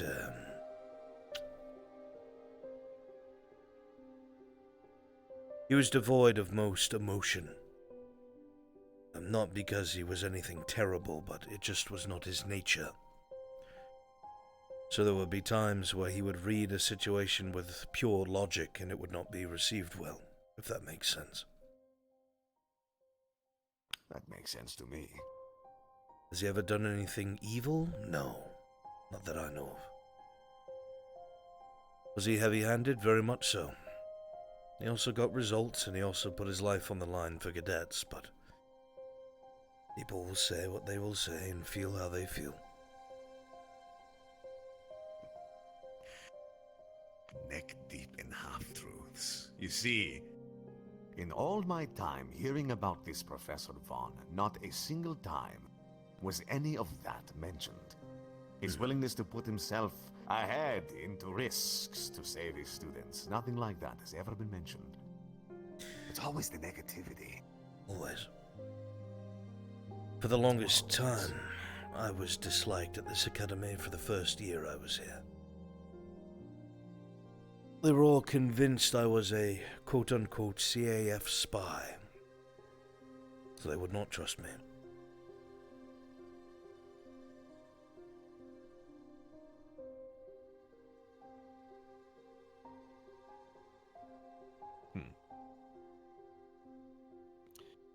You know, the sad truth of that is it makes sense. For these poor bastards, these students, every second of their existence seems to be espionage and spying and misinformation. And so for someone like you, who can sneak around and who can spy, I almost can't blame them. I did not Still, blame that must them have either. weighed heavily on you. It did. For a long time, it did. On the very first mission that I was assigned a squad, I had a casualty. That did not help things. And still to this day. While I am told it is not my fault, they were under my charge and my orders. I see the headmaster was not present. We were in Duat in the desert. We were told that we had to try and make peace with the locals, help wherever we could, and of course try to secure funding for the campsite itself to be built into something more arranged and organized. There was a job that came across where we were asked to delve into a crypt. Against it, but Professor Carver seemed to think it was a good idea, and he was here longer than I, so I agreed. We went into this crypt. I was the only professor there. There was I forget what they're called. I believe a mummy lord of sorts. Grave undead. That was lingering still. Its tomb was cursed. At the time, there were these riddles that Cadet Shizuku had to try and decipher, as the only ones there to give them were the dead themselves.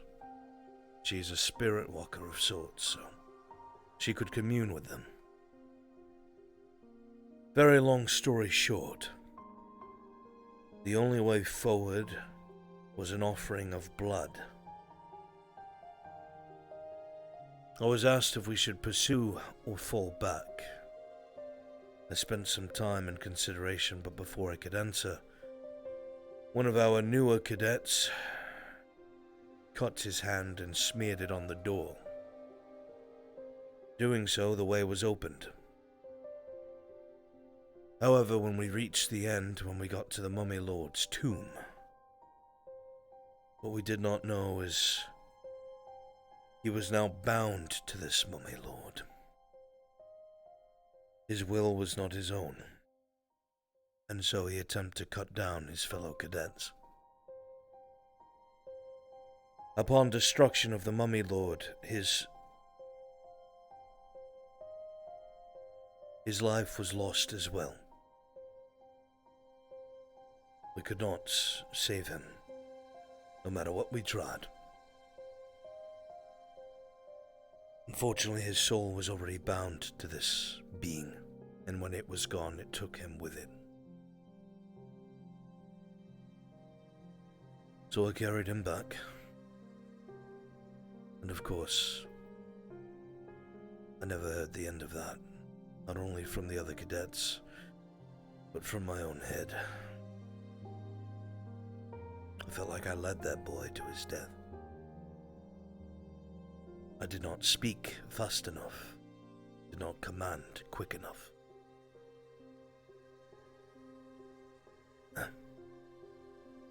Regardless, it garnered me a bit of a reputation with some of the cadets.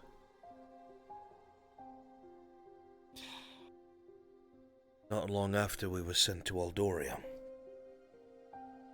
or in the Elven homeland.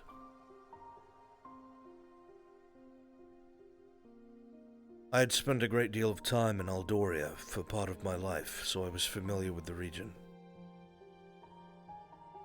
and with its customs and some of the local people there. Long story short, there was something that the Elven government was involved in they did not speak about, an old enemy called the Blackguard, something that is a terrifying presence to the Elven people, was assailing them. At the time, we had a cadet named Irinaria Sungrove. I had grown quite close to this cadet. I had overseen a lot of their training personally.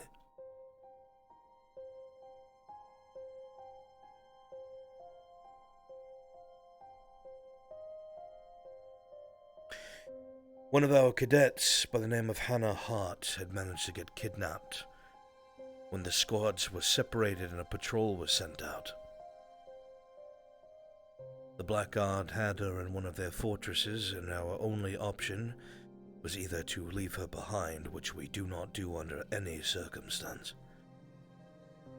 or we assault their position.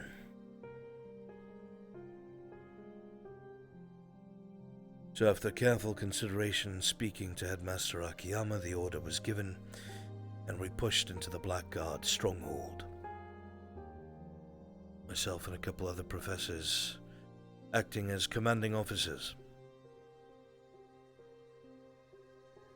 Eventually we made our way and found Miss Hart, and we were able to rescue her unharmed.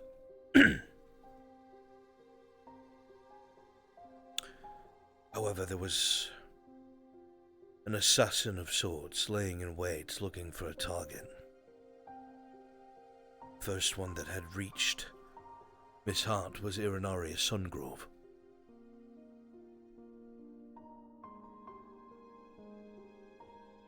After I had ordered her to secure our cadet, this assassin came out of the shadow and buried a blade to the hilt in her stomach. It was not a normal blade. There was something about it, something we could not identify. Whether it was cursed or poison or something.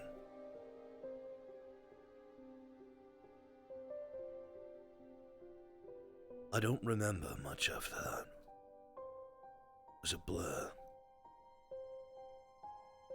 Remember, I ran for 3 miles with her in my arms as we tried to get back to Hoslid, which was the capital there.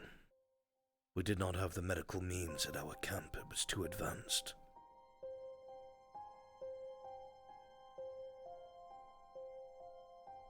She could not be saved.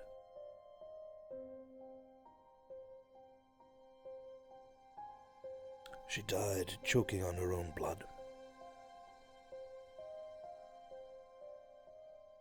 Was carried off by some of the other cadets. It was at that point that I was asked by one of the other cadets why do they always die around me? Why do I always get them killed?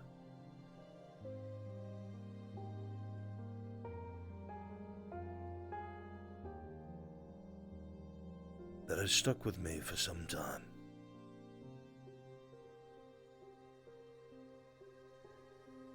Three days prior to that, I had adopted Irinaria Sungrove.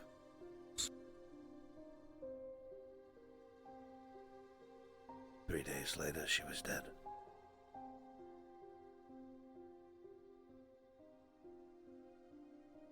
She is now known as Cadet Leander.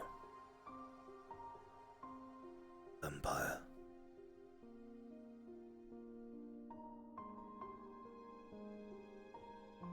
So yes, Professor, a lot of this weighs heavily. I take it all very seriously. So if I seem to speak at great lengths about my concerns about the Academy or the things happening here, it's only because I wish for the best of our cadets.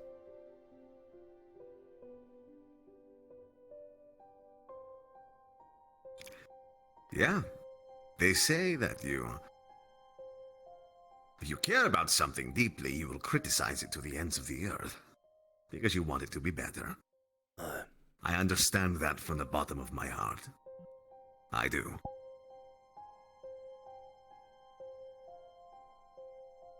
I'm, very honored that you are willing to open up about these things with me. We are allies. That's a lot to talk about. Yeah, it's a lot. I know we're allies, but Everyone still. has their weaknesses, Professor. I know fully well that the safety of my cadets is mine.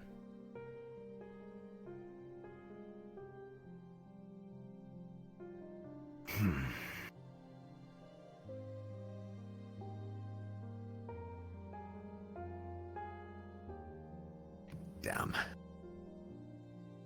You know, I almost worry that I might enter your sewers. Soon enough. I might get close to these students as much as I've told myself over and over again from the moment I arrived here that I will not be their friend, I will just be their teacher. But the word teacher also means friend. I've started to notice that. A lot of the cadets that we used to get were considered the highest from their echelons or races. However, Headmaster Akiyama did things differently. He took those with promise, not with prestige. And with a lot of these cadets, for one to have compassion, they must have endured things that made them wish for compassion.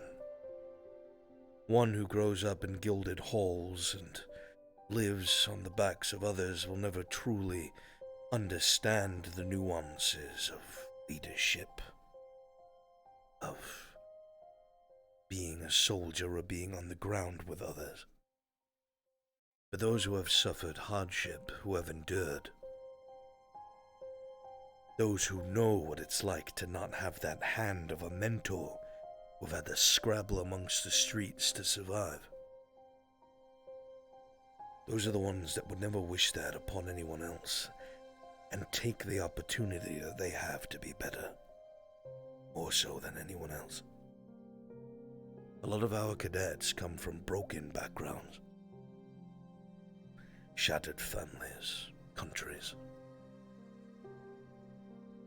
They all have the same goal: to be better than whatever they were handed when they were born. To excel. Make a name of themselves so everything that has stomped them down to this point was wrong.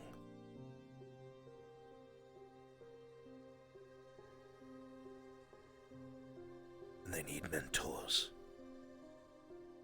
Many of them have not had a teaching figure, and they will become attached.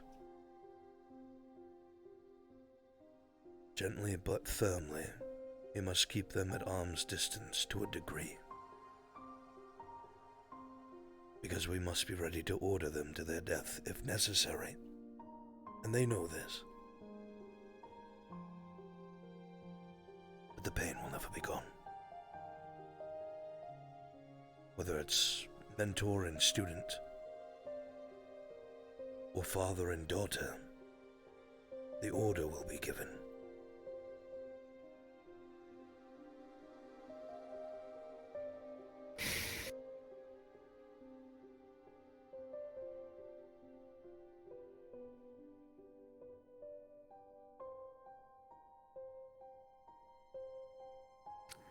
I am prepared. I know you are. You have quite a character, instructor. I do not know much of your history or who you were before you came here, but I've had the privilege of watching you instruct and teach and speak in what you believe in.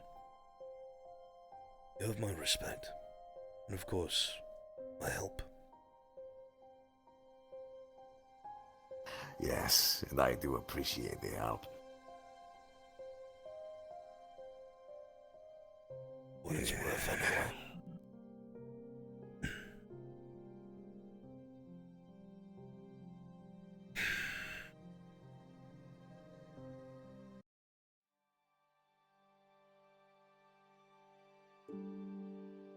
Were it simple, I wish. Not for us. Our enemy is not normal. Our cadets are not normal, your peers certainly aren't. No, indeed. That is also our strength.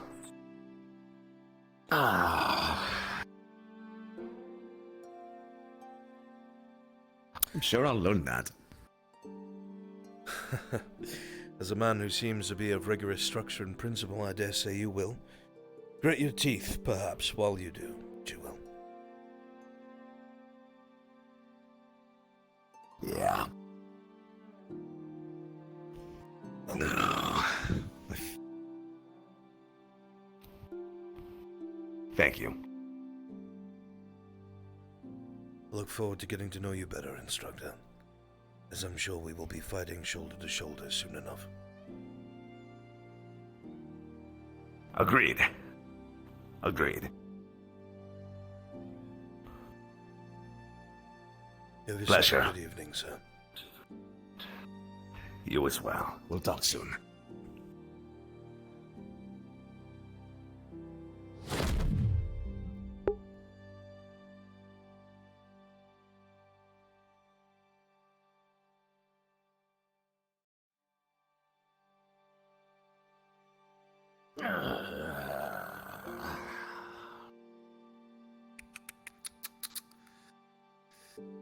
Guilty hearts that travel alone. They think they don't deserve a home. Guilty hearts that travel alone. They don't think they're ever home. They fight and break. Their swords wear thin, and with dull sword they'll always win. Guilty hearts travel alone. They never think that they are home. When I look up, the men I see, their guilty hearts way down on me. It scarily makes sense At for Albrecht. this I know, Scarily makes sense of I the Albrecht story. realize I'll become one of them. My guilty heart will wear thin. I'll make more friends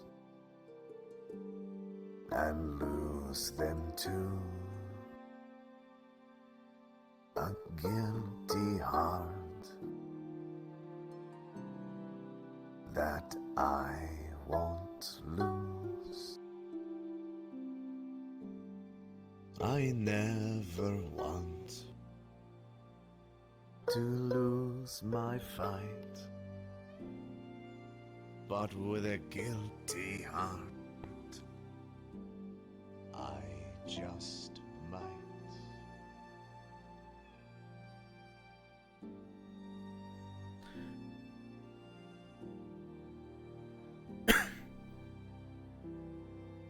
That's painful. Scarily accurate and painful.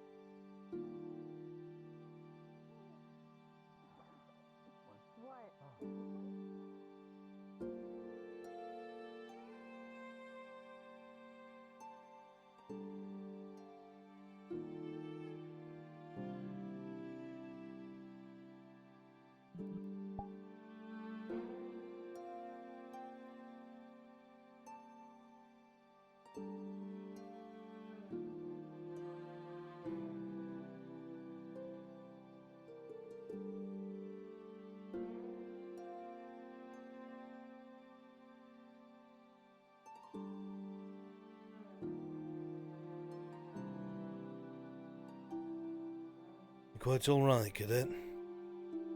Yes, thank you. Right. Just wanted to make sure you're sitting out here by yourself.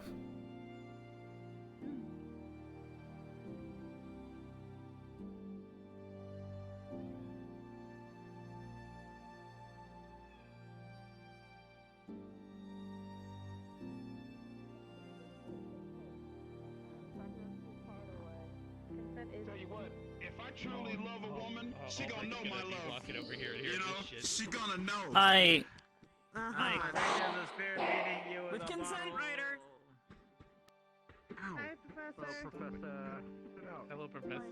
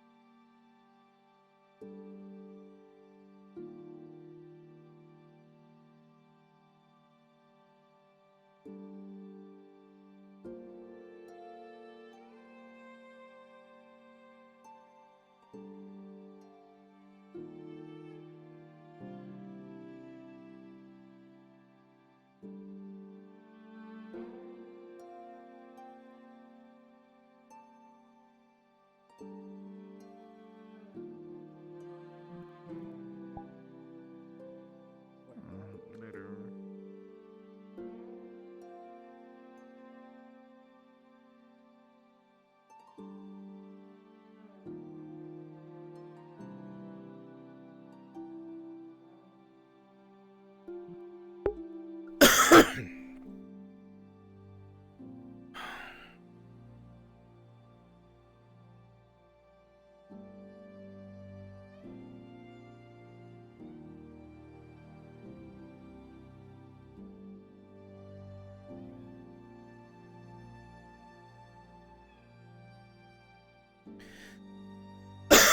It's gonna get tough, chat.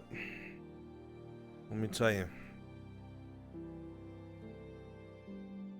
The next few episodes, Spirit Week.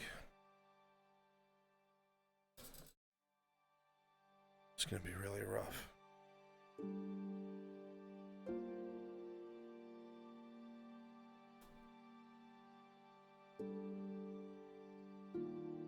Man on Fire, thank you so much, buddy.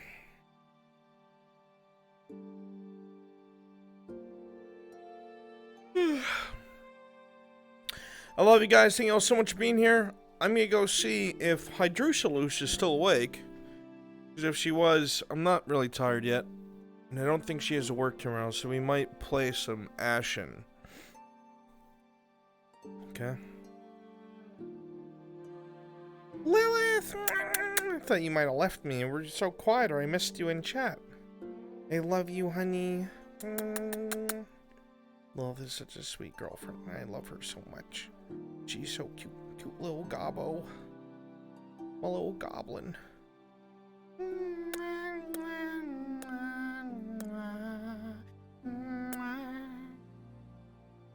I love you too, sweetheart.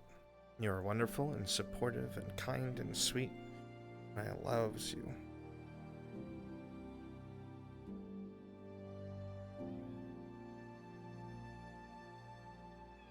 Alright, Chadaru. I say goodbye to you. Make sure you spam that Mr. Brunlove when you get over to Ariana. She's a sweet bean. Okay? Bye, Chad. I love you. Bye. Bye-bye. Oh, No, didn't she pass sleeps out on her like- fucking floor. What the fuck? She does that? You are I don't know.